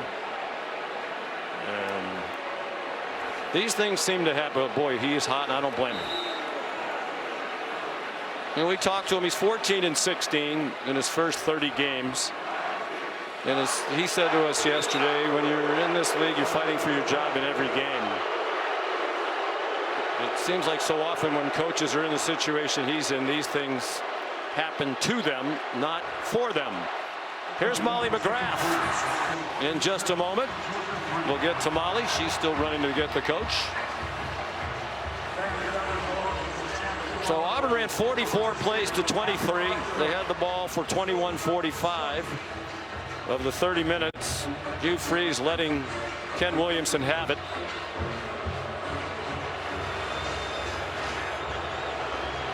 And so are other staff members who need to be careful.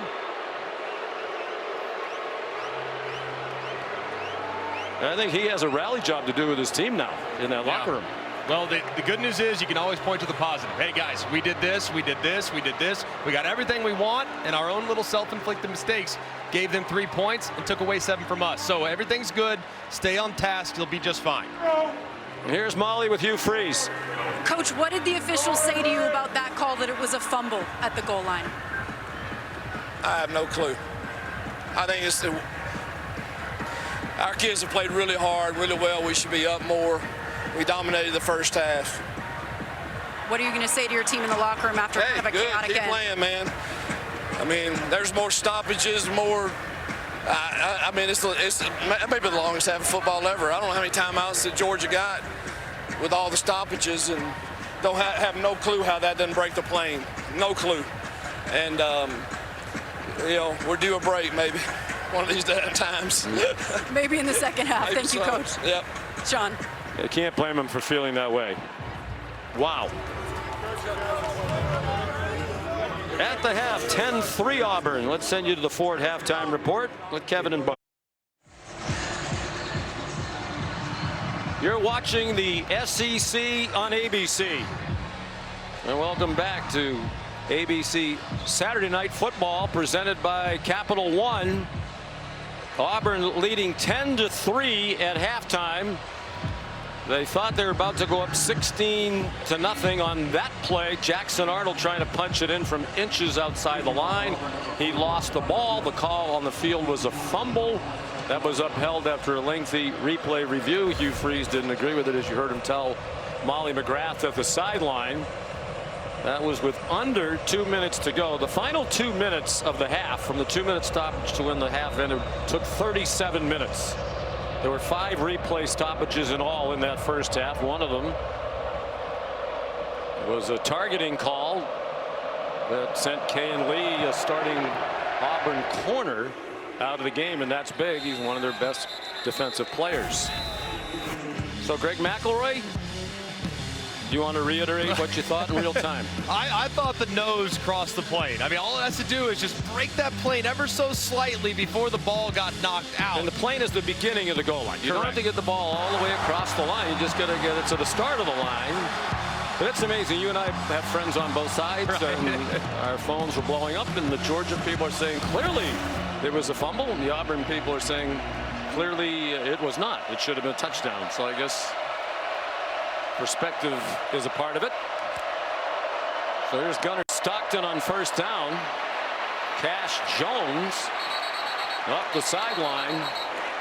And you have to think the ending of that half, Greg, has a chance to be a big momentum turner in this game, because for almost all of the half, it was Auburn in firm control. They were completely dominant. I mean, for 28 plus minutes in this ball game, they had 12 times the amount of yardage that Georgia had accumulated. They had 43 snaps to Georgia's 14. It was completely dominant until that last sequence. Even with that last drive, Georgia only finished the first half with 78 yards of offense. They had 30 penalty yards that helped them on that drive from their own 1-yard line down the field to kick the field goal late in the half.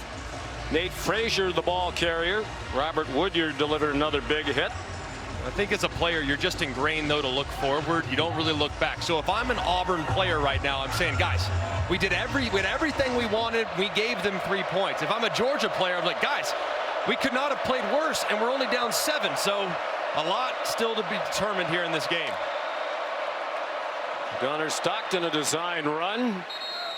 He's down at the 39. Here's Molly McGrath. Well, Kirby Smart told me at the half that that last drive of the first half changed the momentum for his team because they were finally able to move the ball. He said that was the most encouraging part of the first half and probably the only good thing that his offense did. He said, we're not controlling the line of scrimmage right now on either end. We can't run the ball. He challenged his offensive line to play with more physicality and set the tone on this first possession. Yeah, he said one of the things they've done well all season coming in, stop the run and run the ball. They didn't do either very well in the first half. Dylan Bell, the intended target. Rayshon Pleasant had the coverage. One of the challenges, too, is that they have two freshmen on the offensive line. Juan Gaston now slid out to right tackle. They brought up Dontrell Glover to play right guard, but good news, these first couple snaps, Monroe Freeling, the left tackle, starting left tackle beginning of the year, he's in the game. He was in for much of the first half as well. Micah Morris, the left guard, was a question mark with a hamstring. He's out there. And they have the two big freshmen on the right side. The right guard, Dontrell Glover, and the right tackle, Juan Gaston. Stockton's pass batted down. There's a flag down. Rayshon Pleasant had the coverage on Noah Thomas.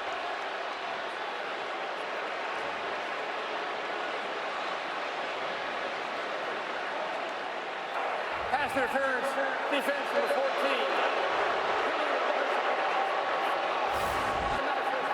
Looked like as Pleasant was going, kind of grabs that. It's a good call. The right arm is wrapped around the waistline of the intended wide receiver, Noah Thomas. So I think that's the correct call, and that's now approaching 100 yards of penalties for the Auburn Tigers. 10 penalties assessed on them for 80 yards. Dwight Phillips Jr.'s in at running back, a guy they think can make some explosive plays. Branch dropped for a 1-yard loss. Kensley Lador Faustin up from his safety spot. At some point in this game, Mike Bobo and this offense, they got to figure out a way to run the football. And it might need to be on the perimeter. Might need to get a little bit more aggressive to the outside as opposed to up in the middle, because right now Auburn, at least in the first half, really controlled between the tackles.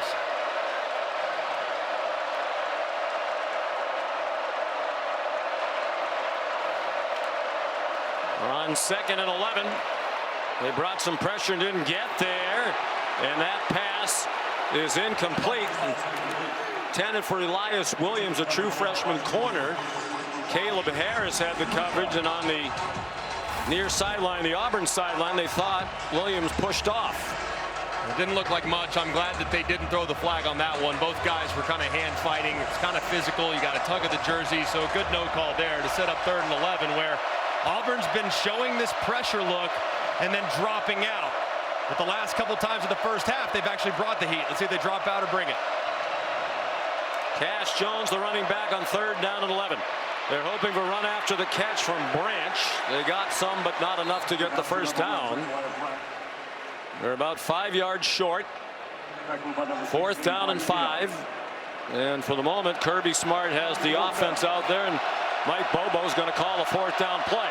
He's trying to get him to jump off sides if he can. And there was movement. Not a flag yet. Back shoulder throw, broken up. Intended for Colby Young. Rayshon Pleasant had the coverage. Kirby Smart asking, didn't they jump offside? But there's no flag. And it looked like Keldrick Falk did jump just ever so slightly into the neutral zone. I thought that's why they snapped the ball. I don't think they were going to snap it if not for him kind of flinching. You see, as soon as he flinches, then he throws it back and they get the free play, but the flag never came out, and that's a big break there for the Auburn Tigers.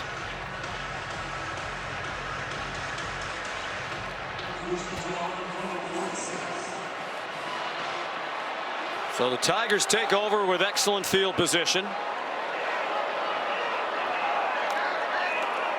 Jackson Arnold handed it off to Eric Singleton. He's in trouble and dropped for a loss by C.J. Allen. Talked in the first half about how good this Georgia defensive coaching staff is at making adjustments. That play right there, The jet sweep to Singleton hit them multiple times in the first half. Now they've adjusted to it.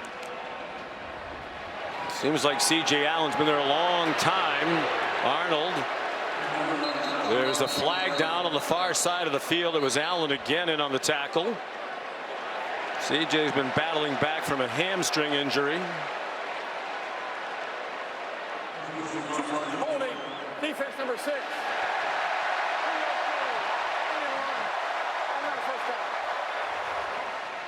Dalen Everett called for the hold. Yeah, I think a good call too, as you see the receiver is Perry Thompson trying to release, and Everett just grabs him with that left hand and drags him to the ground. This time Auburn bailed out by a Georgia penalty for a first down.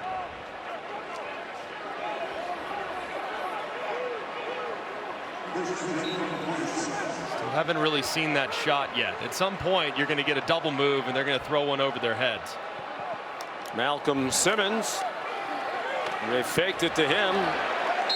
And Arnold ahead for 2 to the Georgia 44-yard line. Arnold, the leading rusher in the game on either side. 10 carries now for 54 yards. And the only touchdown of this game. Thought he had scored a second. He's thrown for 107. And this would be the spot because it's probable 4-down territory. So you could think here on 2nd and 2, you can go heavy play action, maybe take that shot.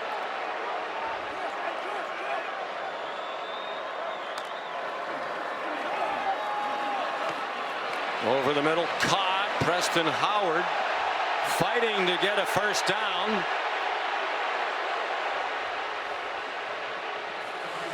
He did not get there. It's 3rd down and a yard. He got 7. They needed 8. This is what Auburn's done really well tonight, is they've somehow found a way to go from 2nd and behind the sticks to 3rd and very manageable. This time a 3rd and 1. And their offensive line has been winning. So I'd anticipate some type of run up inside. Well, the crowd booing. You heard it in real time, and now you hear it again as they look at the replay. They thought there should have been a personal foul against Georgia here,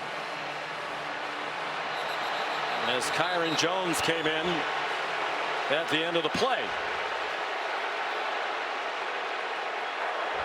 Timeout. Auburn, first of the half. Hugh Freeze called timeout. I think he's hoping that the replay booth might take a longer look at it. He's almost all the way out to the hash marks to yell at Ken Williamson, the referee.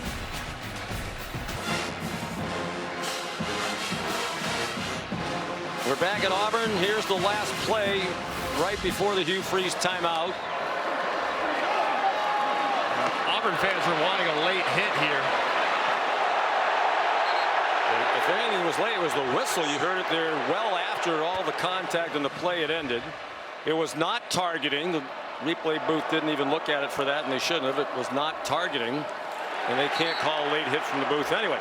3rd down and 1. They don't get it. And meanwhile, Hugh Freeze basically wasted a timeout, it seemed, to try to get a little more time and hope the replay booth would initiate targeting, but they didn't.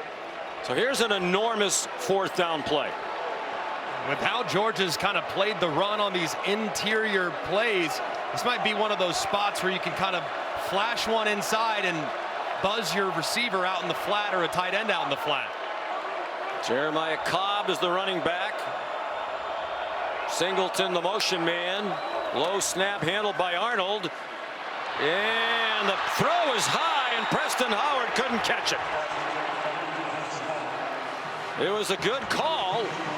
If they complete the pass, it's a first down. He's open, but he couldn't handle a high throw from just a few feet away, and Georgia takes over on downs. Well, it's exactly what we said was going to happen. They were really selling out against the interior run, but the ball just a little bit too high for Howard. It looked like he was going to have a chance to reel it in, but he kind of mistimed his jump and just couldn't reel it in off the fingertips. So big missed opportunity there for the Tigers.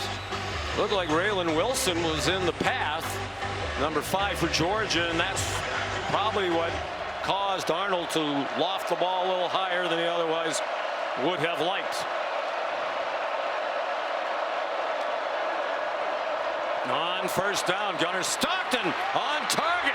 Colby Young rumbles down to the Auburn 42-yard line. 21 yards on the play for the Bulldogs. And you're going to see the corner blitz right off the edge. It's a great job of identifying. That's a sight adjustment and a really well done there by Gunnar Stockton. Sees it, throws it, and good run after catch. Nate Frazier's the running back.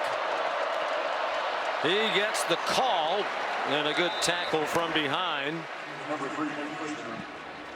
by Malik Blockton. That's another area where I think Georgia could be better here in the second half, is that the pressures that Auburn was blitzing with early in the game, where they were getting success. They had 7 hits on the quarterback in dropbacks, on 17 dropbacks. That's a lot. So they got to find answers, quick answers to beat that blitz with throws outside.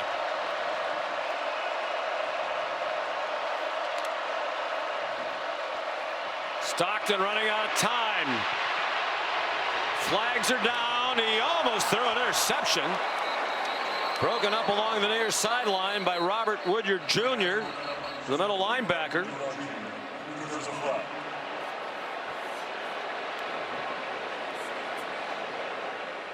Georgia players pointing at the Auburn defenders. They believe this is going to be a foul against the Tigers.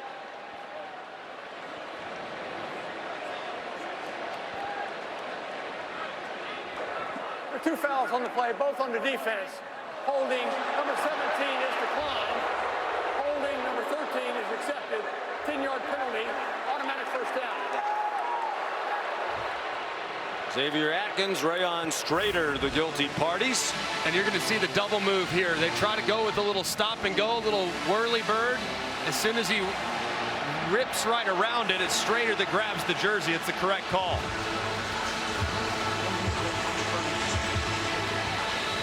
That's 11 penalties on Auburn.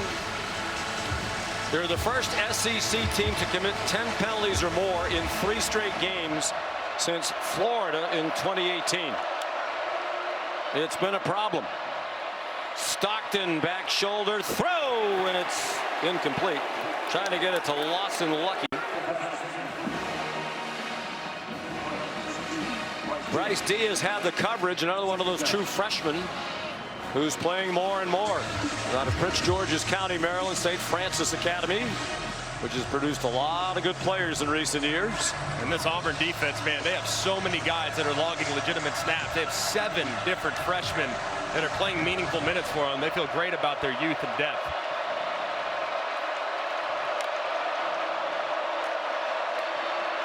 Gunnar Stockton lots of time, man, breaking open, caught! Inside the 2-yard line, Noah Thomas.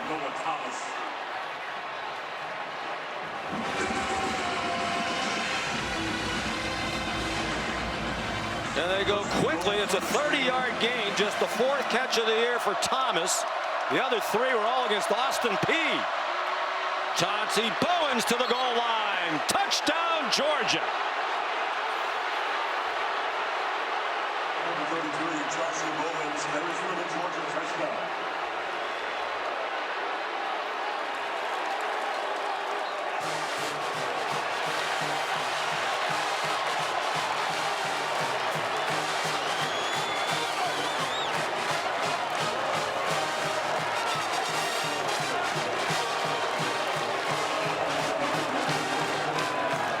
Fourth rushing touchdown of the season for Chauncey Bowens, redshirt freshman from Port St. Lucie, Florida.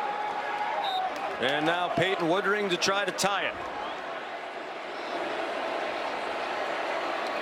He's made all 140 PATs in his career, and he's still perfect.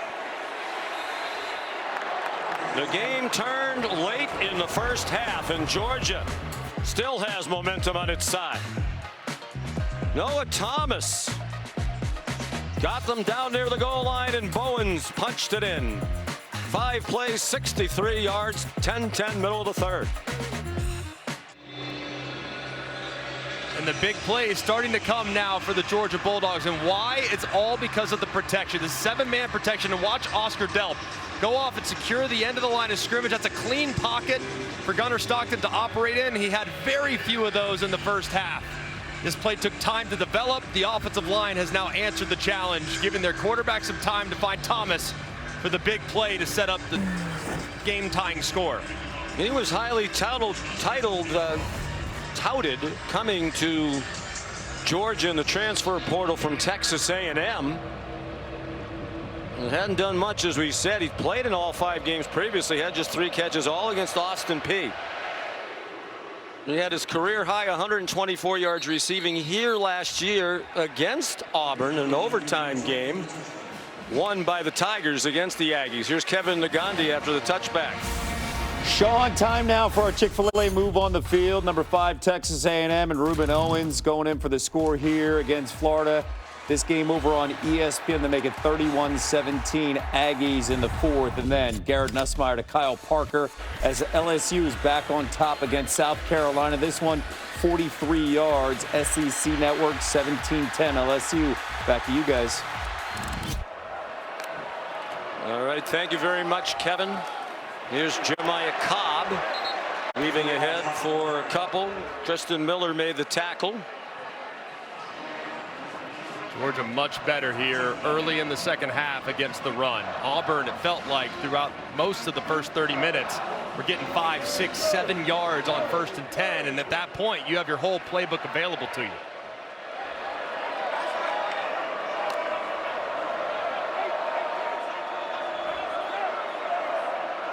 Arnold looking to the sideline for some guidance.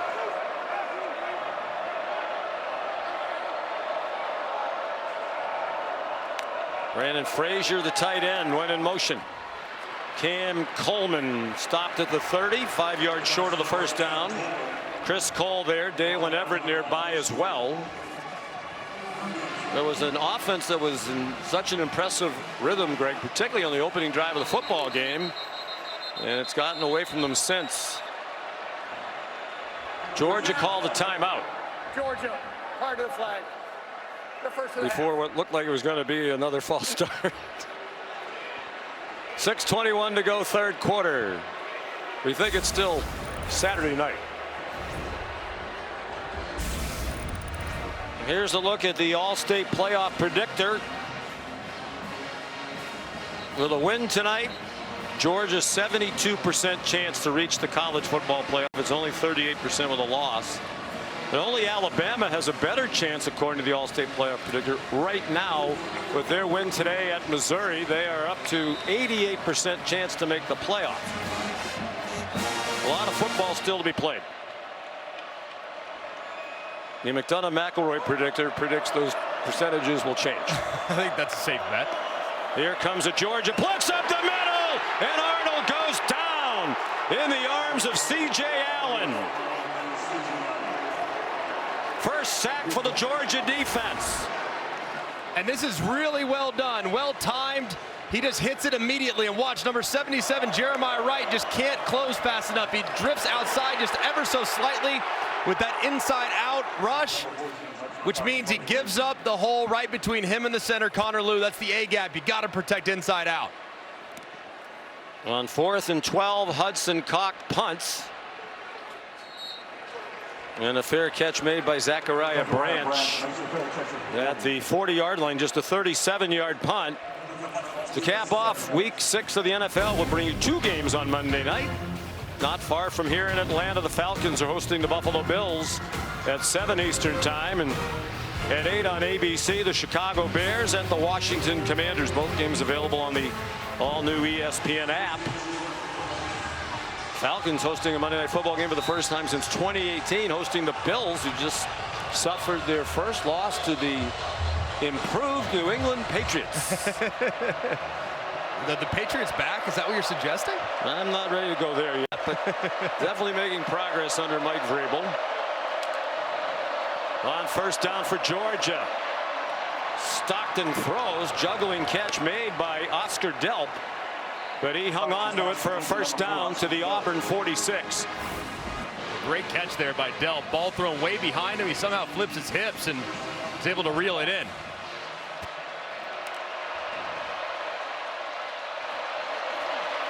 Stockton flush, takes off running and runs out of bounds. Lawson Lucky running a little interference in front of him. Chris Murray was the nearest defender for Auburn. Backup defensive end for DJ Durkin. And this defensive line was wrecking havoc in the first half with constant pressures and just overwhelming that Georgia offensive line. But the protection now here in the second half much better. And if you continue to protect really well, then that's going to soften things up in the run game as well. Would you agree they have good offensive linemen? They think Gaston's going to be a star. He's a true freshman. They've just been injured. Right on cue, they blow right through that offensive line. Elijah Melendez is a true freshman from Kissimmee, Florida. And he dropped that play for a 4-yard loss. This is a nice pursuit. He's coming from the backside, and he just hits it at 1,000,000 miles an hour. No one really sees him. All the offensive linemen are working to the right, and he comes off the backside and drags it for a loss to set up 3rd and medium. Cam Newton, who had his number retired at the half, trying to fire up the crowd. They don't need the help. George is 0 for 5 on 3rd down. 4-man rush. Stockton got a hit as he threw it. Cash Jones runs after the catch. He got belted along the sideline. Looks to be short of the 1st down by about a yard.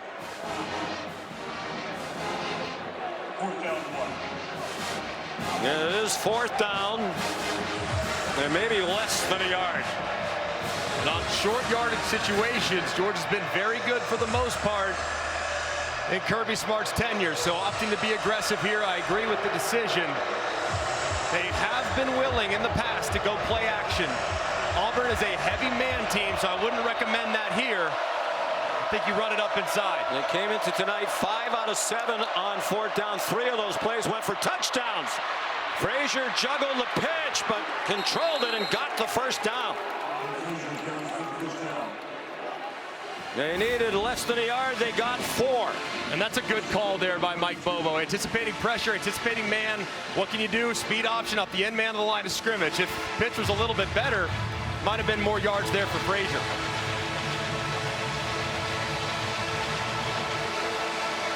George in field goal range now, poised to take the lead for the first time tonight.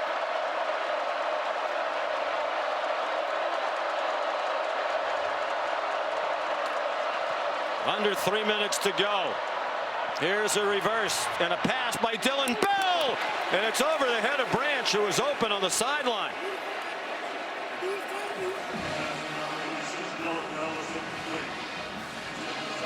Good call. It was there for Mike Bobo, but they didn't execute. Man, it was a beautiful call. I mean, they have the misdirection, full flow from Auburn, everything's there. Branch is wide open. And Dylan Bell puts his hands on his helmet immediately, knowing he missed a huge opportunity. Big miss. They had it right there. On 2nd and 10. Bowen stumbled ahead for a couple. Bobby Jamison Travis tripped him up. All right, right here on the fringe of field goal range. Automatically thinking, here comes the heat. Here comes the pressure. Auburn has shown that walk-up all throughout the night, where they have 7 guys walked up to the line of scrimmage. They play flat top, cover 0. This is where you're anticipating the blitz, because you think the defense is trying to knock you out of field goal range. So if you're Stockton, get the ball out quick and know that pressure's coming. Bowen's the running back. It's a screen, and Delp gets dropped by Xavier Adkins. Loss of 5. They're still in field goal range, but that's going to make it about a 52-yard try. Woodring, with his make at the end of the half, has made 43 of his last 46 field goals, but the 3 misses have all been from 50+. And just a great job here by Atkins. He recognizes it. Georgia dials up a screen, anticipating that pressure. Against pressure, man, screens are great. But that time they drop out and they make the play. 53-yard try to give them the lead. Not much of a breeze. What little there is at his back. He doesn't need the help. That one is good. Boy, they are outstanding in the kicking game, with Thorson the punter and Woodring the place kicker. Now in his 3rd year. There's the field goal kicker out of Lafayette, Louisiana. Perfect snap, match laces, nails it right down the middle, and what a response. I feel like it's time and time again. Every single time you think things are going to get a little sideways for the Dogs, they find a way to punch their way back into the game and take the lead. Kirby Smart's Bulldogs have outscored Auburn 13-0 since the Auburn fumble at the goal line late in the first half when it looked like they were about to go up 17-0. This is a big drive, I think, for Auburn, too. The Bulldogs have kind of swung momentum. It's now in their favor. You're at home. Get the crowd back into it. You need to put something together here. You play with such rhythm. You played with such intensity there in the first half offensively. Haven't seen as much of that here these last quarter and a half or so.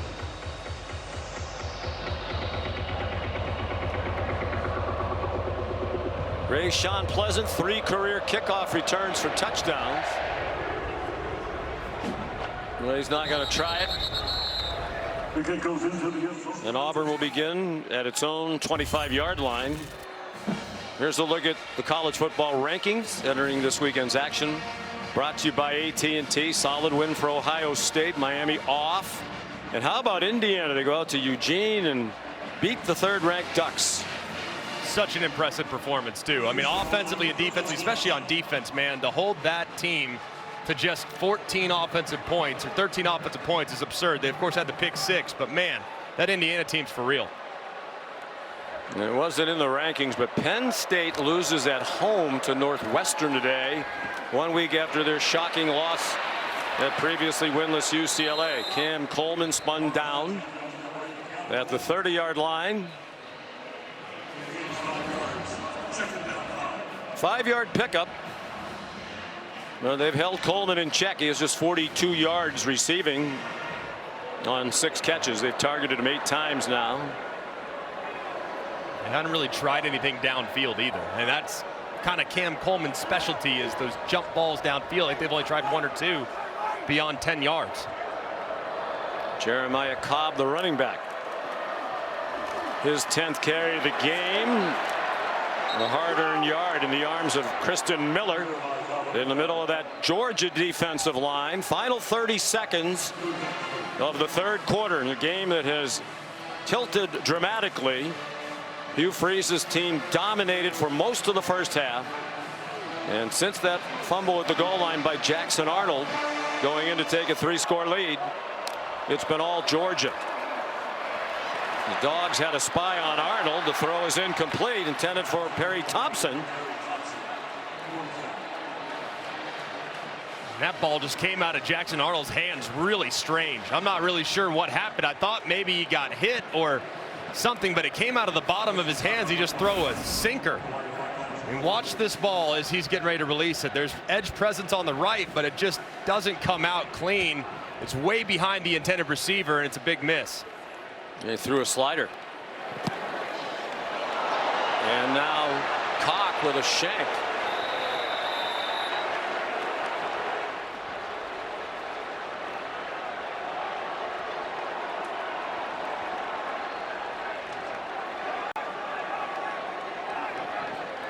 They're still determining where they're going to spot the ball, but it was a terrible punt by the Australian Hudson Cock, who transferred from Oklahoma State. Just a 14-yard punt. And this is where Georgia might go for the jugular at some point. You got to be aware they have great speed on the perimeter. They've been running the ball. They're very committed to running the football, but you now have P10, first play of the drive in plus territory. This might be the chance for them to go heavy play action, maybe take a shot downfield. And send Colby Young widest to the left, with Lawson Lucky at tight end in the slot, now going in motion. Nate Frazier. Number 3, Nate Frazier. What'll be the last play of the 3rd quarter. Georgia outscored Auburn in the 3rd, 10-0. They take a 13-10 lead to the 4th, trying to win their 9th in a row against the Tigers. ESPN's presentation of college football on ABC will return after this message and a word from our ABC stations.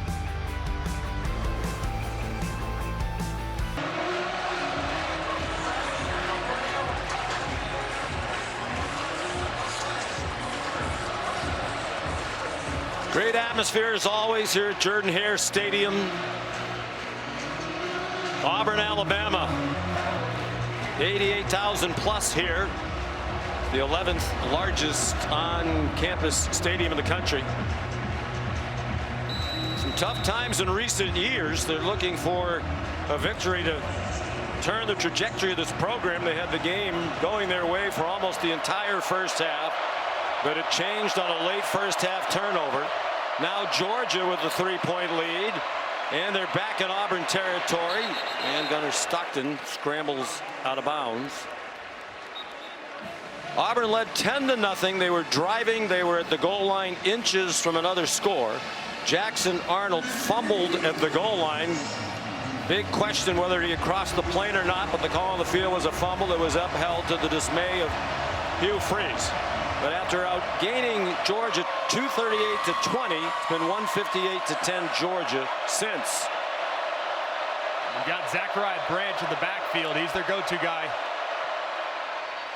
Stockton got it to him quickly, runs through the defense and has a first down. Chopped down by Jay Crawford at the 29-yard line. 13 yards on the catch and run, 18 of it after the catch as he caught it behind the line of scrimmage. And now Kieron Crawford, their excellent defensive end, is still down on the grass. First third down conversion of the night for Georgia in 8 tries. Here's a look at tonight's game summary brought to us by Dr. Pepper. Auburn 125 yards rushing. They had 130 in the first half, -5 in a quarter plus here in the second half. And it's Georgia on the move again, leading 13-10 with 1st and 10 at the Tigers' 29-yard line. Feels like it's imperative that Auburn hold this to a field goal attempt. They go down by 2 scores with their 3 weeks long struggles to score now. It's going to be exceptionally difficult for them. Straight ahead, Josh McCray, a 5th-year senior, transfer from Illinois, of St. Augustine, Florida. He got 1 yard.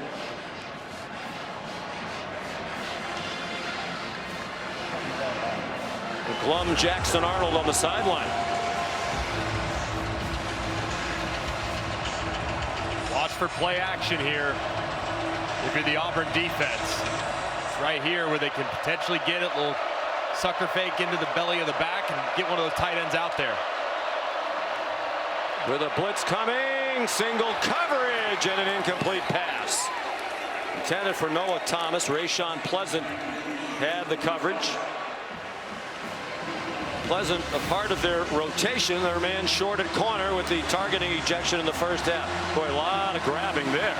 A lot of contact there, and probably could have thrown one if you wanted to, but I'm good with the no call there. And anticipating pressure here. See if Auburn tries to bring the heat again to knock Georgia out of field goal range. They didn't do it last time. They dropped out. This time, will they pull the trigger and go? 3rd down and 9. They're 1 for 8 on 3rd down. They just converted a moment ago. Stockton jumping up and down. He wants the snap. Timeout called by Georgia. Kirby Smart's trying to say, I didn't want the timeout.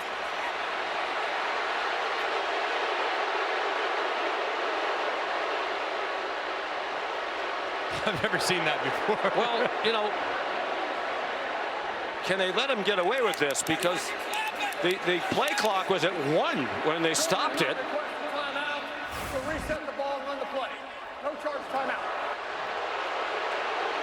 No, he's signaling for a timeout. He's signaling for a timeout. The official stopped the play. There's 1 second on the play clock, so they're going to give him a redo and not charge him the timeout? I mean, you could see him signaling the timeout. I don't understand. I mean, and I'm sure Hugh Freeze very frustrated by it. Well, they're showing the replay now on the screen, and that's what Hugh Freeze is pointing to. He's trying to say he was clapping. I'm sorry.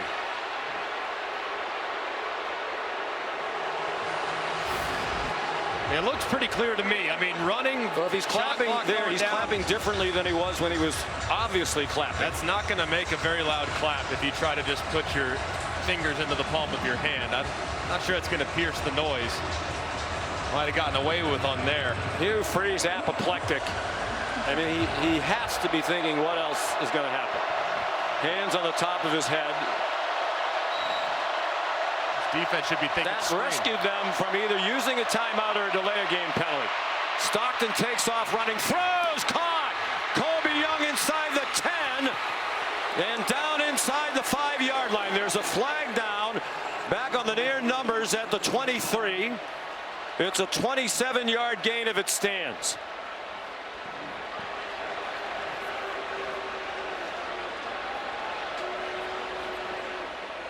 Bryce Diaz is the player who was down for a while after the play. A scary hit between Diaz and Cash Jones, the running back. A freshman who's emerging more and more by the week. We talked to Champ Anthony, their outstanding safety, yesterday about the young players who impress him. He mentioned Bryce Diaz. Personal foul, blindside block on the offense.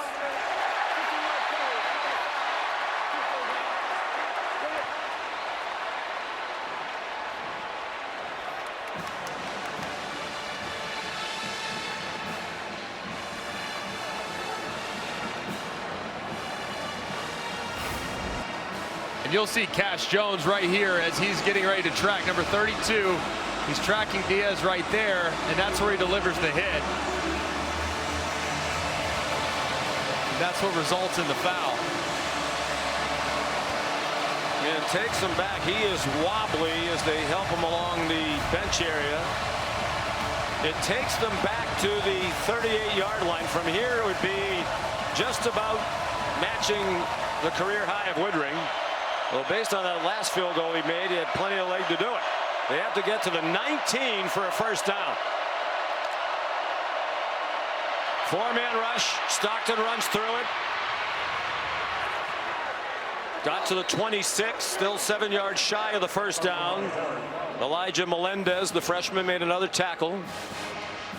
What a massive, massive turn there for the Auburn Tigers, because they have the ball at the 1-yard line, if not for the mistake made there by Cash Jones and unnecessarily behind the play going and hitting Diaz. And now all of a sudden you're settling for 3 when you're probably punching it in for a 10-point lead. Where's Woodring? As we mentioned earlier, just about automatic inside 50. This would be 45 to give them a 6-point lead with under 12 minutes to go. Bo Gardner, an excellent snapper. Gunnar Stockton's the holder. And that one is no good.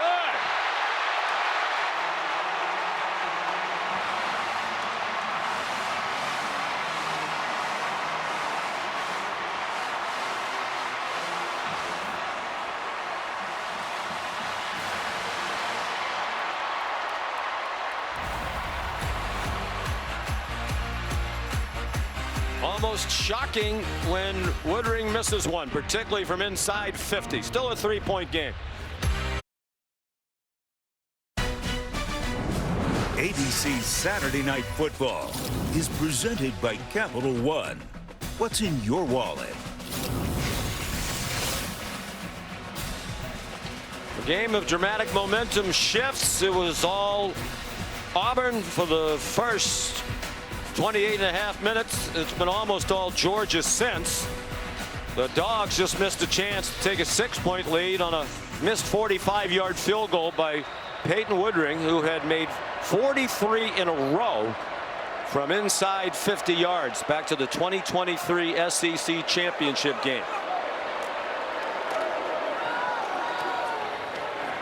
Jeremiah Cobb, the running back.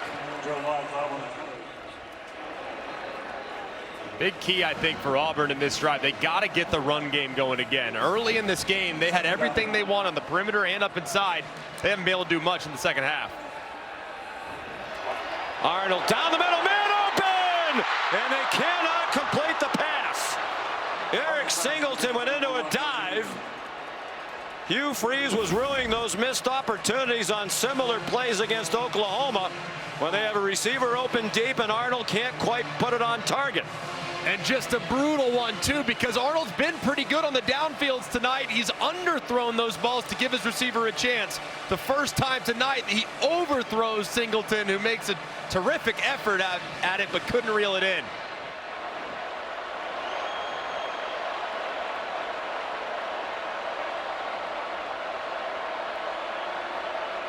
Third down and 7.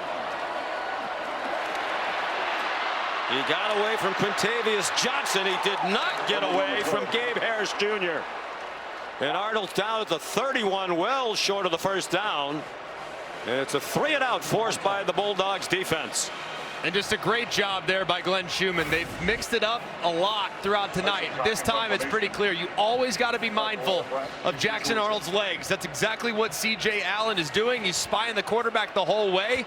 He forces him back inside where he has help, and they drop him to stop him on third down. Hudson Cox's last punt went 14 yards. This one's better. Zachariah Branch, the fair catch, just outside the 20-yard line. Here's Molly. Well, Sean, Auburn defensive coordinator DJ Durkin gave a passionate speech to his defense on the sideline just now. He said, this entire game, we have done our job and it's been good enough. You are better than them. You know that. Don't change anything. Don't try to be a hero, and use this momentum from that missed field goal to try to win the game. So they're trying to steal back that momentum now on defense, Sean.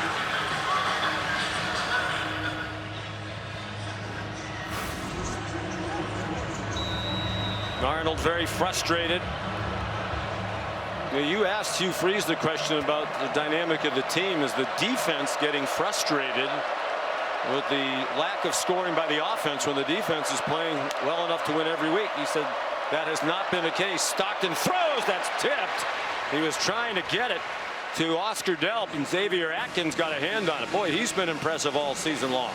He has done a great job, and man, if this ball is just a little bit higher, Delp has a ton of room. That is a massive play by Atkins, timing the jump, getting a piece of it, and forcing the incompletion. Josh McCray in at running back. 10.5 minutes to go. Georgia trying to make it 9 straight wins against Auburn, which would match its longest winning streak in the long history of this rivalry. McCray stopped by Kieron Crawford, who left the game not long ago and is back in there. Third down and 9 for Georgia. 1 out of 10 on third down.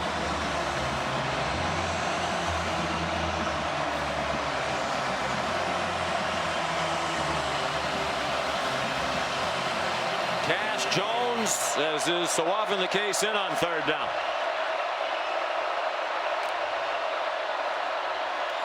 Stockton throws, caught. London Humphreys, his first catch of the night, and what a time to have it. On 3rd and 9, he got 16. And great protection, too, off the right side as Hughley, drawing the unenviable task of having to block Keldrick Falk, forces him up and around the edge to give Stockton just enough time to fit that curl route in for the conversion. Humphreys had the catch of the year for them so far this season at Tennessee. A touchdown when they were down by 8 with 2.5 to go. They got the 2-point conversion after his score. McCray, the ball carrier, and then wound up winning in overtime.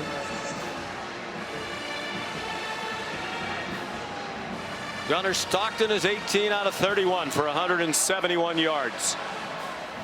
No touchdowns, no interceptions. He's thrown only 1 pick all year. That was last week against Kentucky.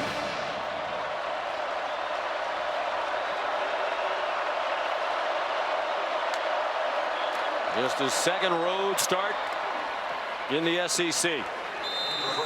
Already a winner at Tennessee, trying to win at Auburn. McCray, a 2-yard gain.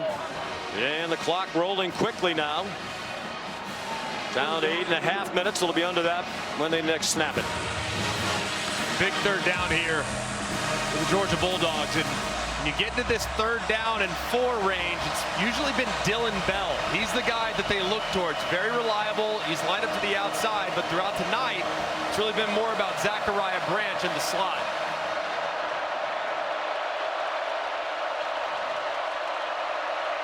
Branch went in motion. Just a three-man rush, and they complete another pass on third down. Zachariah Branch for a 6-yard gain on 3rd and 4. And just a great job by Gunnar Stockton knowing who he wants to work. It's Zachariah Branch. He's been their guy. I love how they timed up that motion. He goes right off the hip of the slot receiver and works it to the outside. The ball's perfectly plastered on his right pec away from the defender.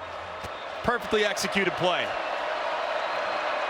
Stockton under center now. 6 catches for Branch.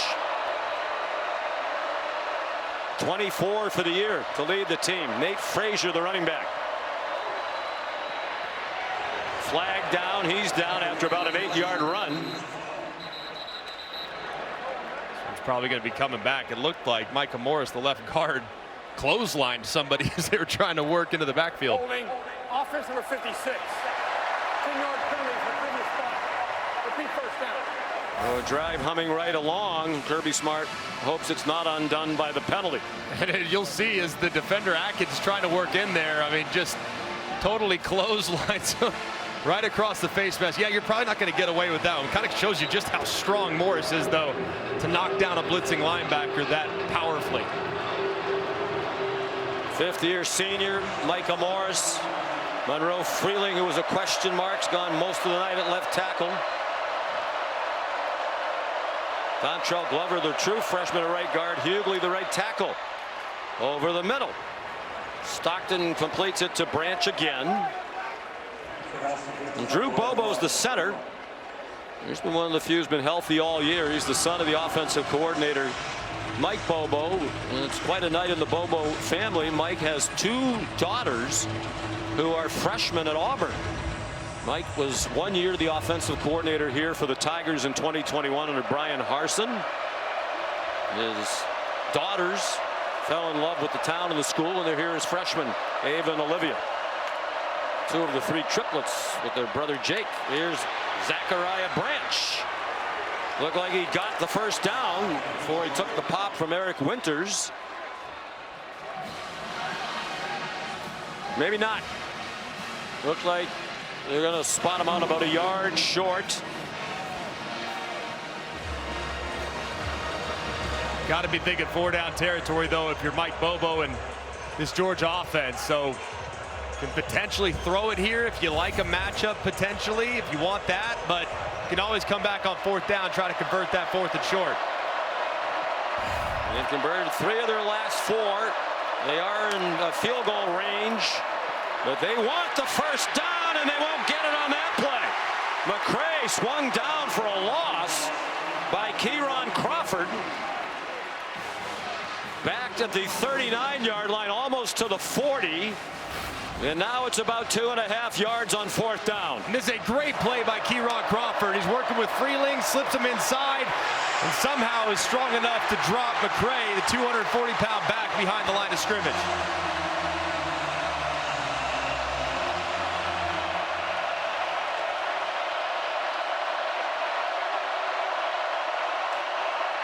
On 4th down, Stockton throws, caught! First down. They convert on 4th and 3. It's London Humphreys again at the right time. And what a drive this is now. 10 plays, over 5.5 minutes. Well, look at how the defenders are watching Zachariah Branch. He's been the go-to guy all night long, so he's got 2 defenders that drag out with him. And as a result, Humphreys is right there in behind it. That's great job there by Stockton, seeing that they double one guy to leave another guy open. They've converted on 3rd downs and now a 4th down.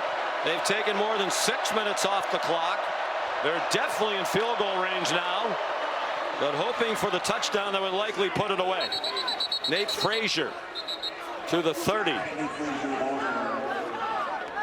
Eldrick Falk made the tackle.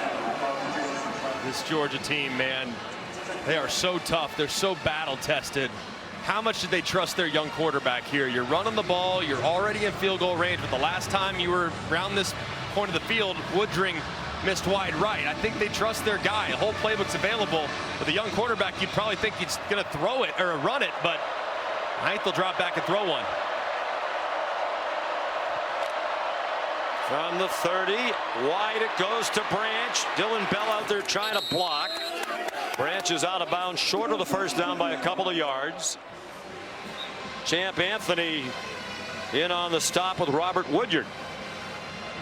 The last couple times it's been short yardage situations. Auburn's looked inside. They tried to hand it inside, which means at some point you're going to get a little fake play action and you're going to get a tight end leaking out into the flat.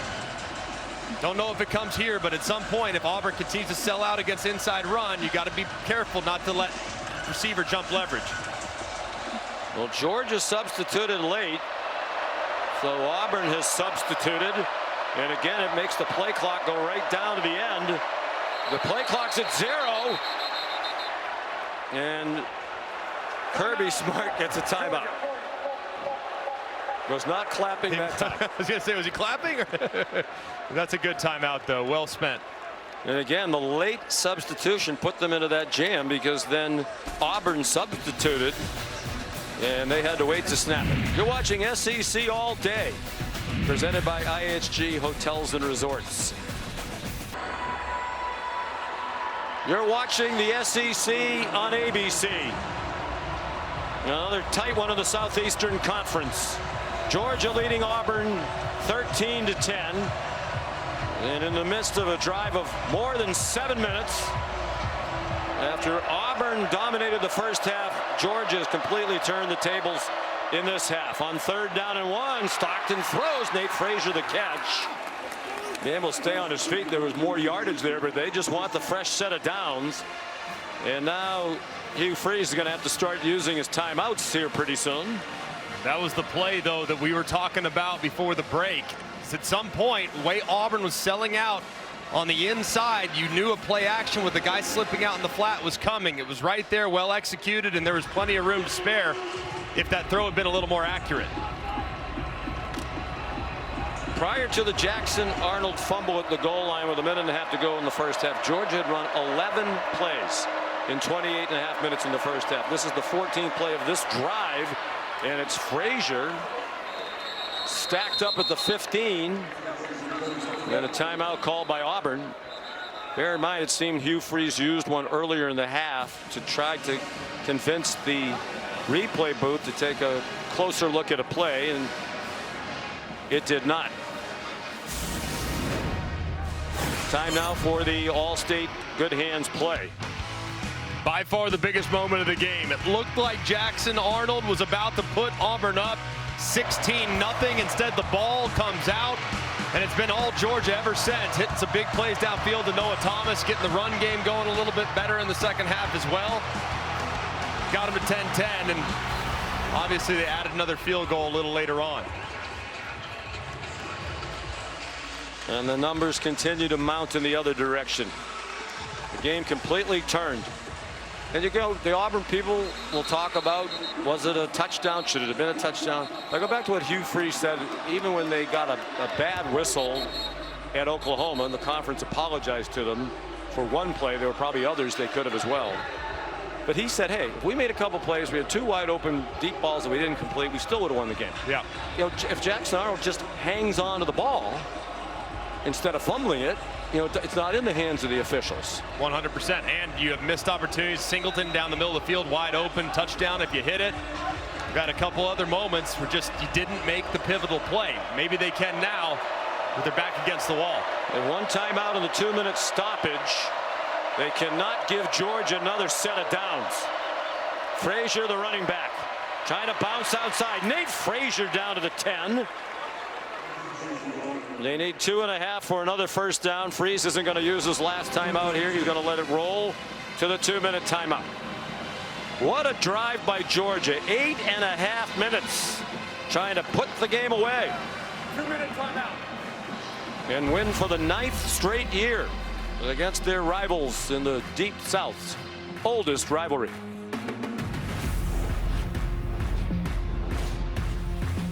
All right, Greeny, Randy, thank you. 2 minutes to go. Georgia leading 13-10. They're on an 8.5-minute drive. One more first down should put it away. This will be the 16th play of the drive. It's 3rd down and a short 3.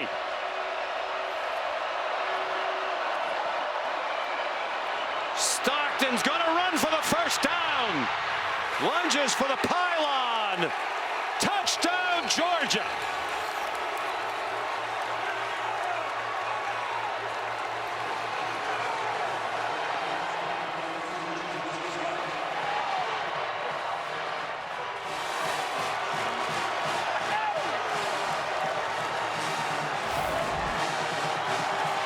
What a response by Gunnar Stockton and the Georgia Bulldogs. Nothing going their way until that fumble was forced at the goal line, and the response with 20 unanswered points and just a gutsy 8-minute and 45-second drive that went 78 yards and 16 plays for the game winner. Peyton Woodring adds the extra point. Gunnar Stockton, his 6th rushing touchdown of the season. And what a drive. Sure. They've won 69 straight games of the Georgia Bulldogs when leading into the 4th quarter. I wonder if Kirby Smart is saying, hey, you'd be better off going down. I mean, the only way you can lose the game is if you give them the ball back. He could have gone down with the 1st down, and they could have really run out the clock. And just complete flow all the way to the left-hand side. They were sticky in coverage, and if he just takes a knee right there, goes into a baseball slide, you got a chance to take more time off the clock and completely exasperate any opportunity for Auburn to come back in the game. So a teachable moment there for his young quarterback. They couldn't convert a 3rd down all night, but they did on that drive. Converted 3 3rd downs out of 4, and then when they didn't get the 1, they got it on 4th down. He is a gamer.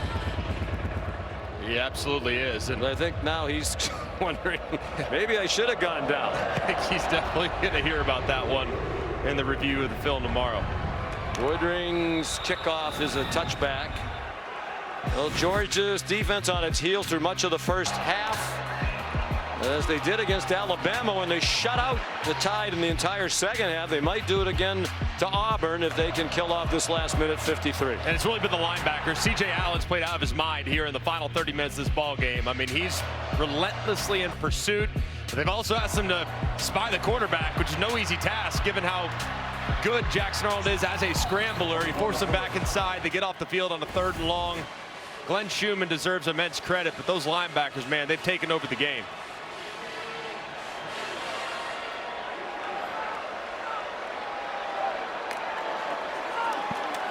Ten tackles and a big forced fumble at the goal line. Arnold almost got sacked.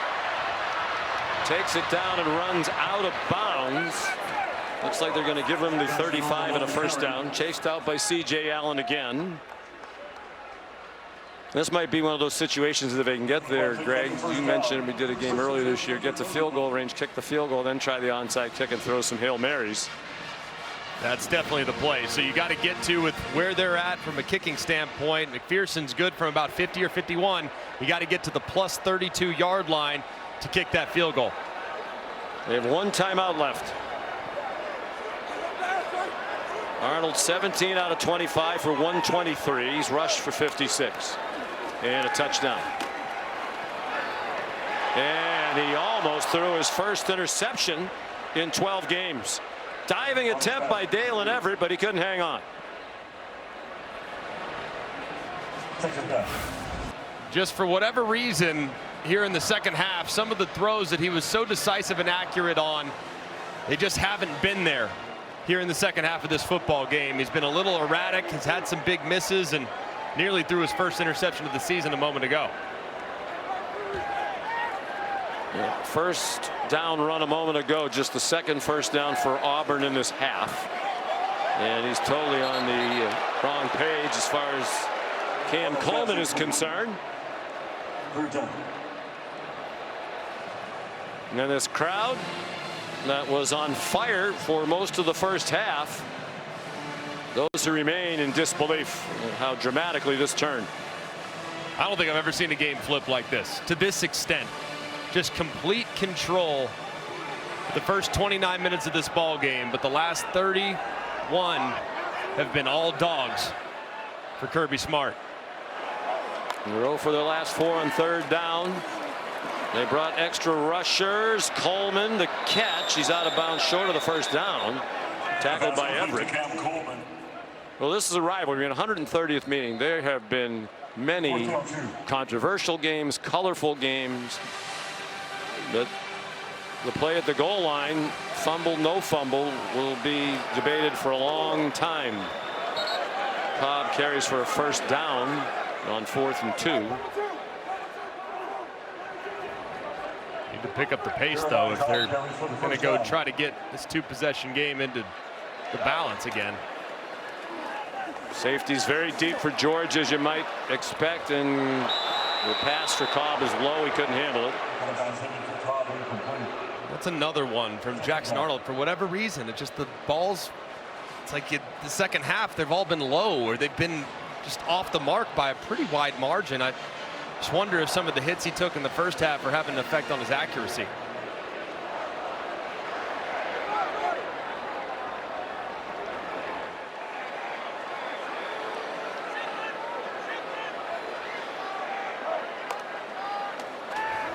Here comes pressure after Arnold. Hit as he throws. Got it off. Incomplete. Diving attempt made by Perry Thompson. Kristen Miller was putting the pressure on. 3rd down and 10. 1:12 to go.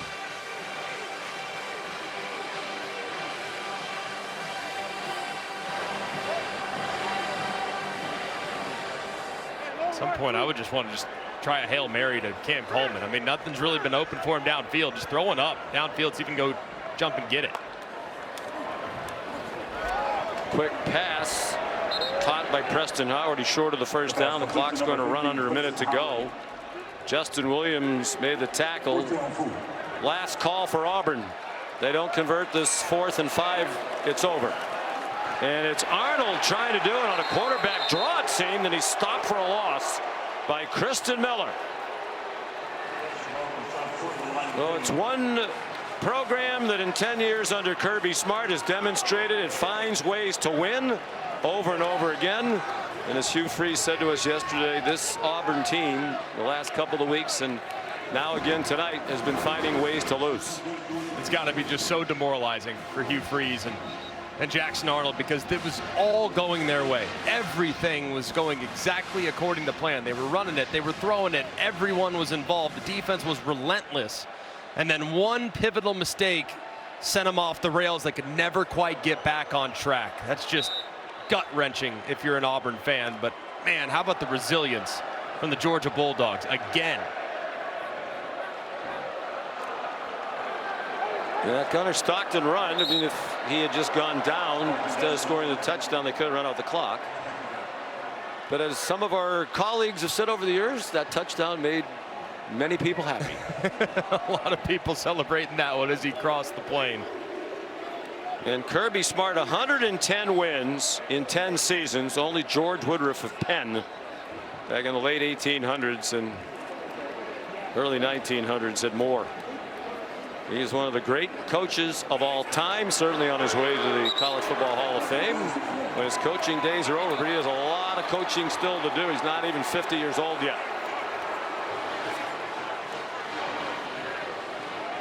Didn't look like it was going to be win number 110 for Kirby for almost the entirety of the first half. But they got the takeaway at the goal line, and they completely took over the game thereafter. And they beat Auburn for the 9th straight year, tying the longest winning streak in the very long history of this series back to 1892. Here's Molly. Gunner, a long methodical drive capped by a gutsy running touchdown from you. What did you say to your teammates in the timeout ahead of that play? Yeah, tonight it wasn't the way we wanted it to go, but we found a way, and I'm really glad to be a part of this team. Your offense wasn't able to do much until that final drive of the first half. What changed after that allowed you guys to score 20 unanswered points? Yeah, that's why they gave you 4 quarters, and we never quit, and I just love this team, and it's a great atmosphere, and it's just awesome, great SEC win. Your defense with the shutout in the second half, what kind of fight did you see from that group? Oh, they're awesome. They never gave up. Just the work they go to every day at practice, and they're resilient, and I love them. What did you learn about your team on the road in this environment, in this rivalry win? Yeah, we'll never quit. I think it was a great environment here tonight, and it's what you play for. So it was really special. Congrats on the win. Thank you. Sean. So they get another road win. This is their second road game, and they have big wins at Tennessee and at Auburn, and now they have a huge showdown between the hedges next Saturday night on ABC against Ole Miss. Undefeated Ole Miss. Final score, Georgia 20 and Auburn 10. And for as well as the game started for Auburn, just 10 points on the board at the end of the night. That's 3 in a row in conference with fewer than 20 points. They go to 0-3 in the league. Final score, Georgia 20, Auburn 10. For Molly McGrath, Greg McElroy, our great crew led by Brian Ryder and Jeff Evers, Sean McDonough. Good night from Auburn. Thank you for watching this presentation of the Southeastern Conference on ABC.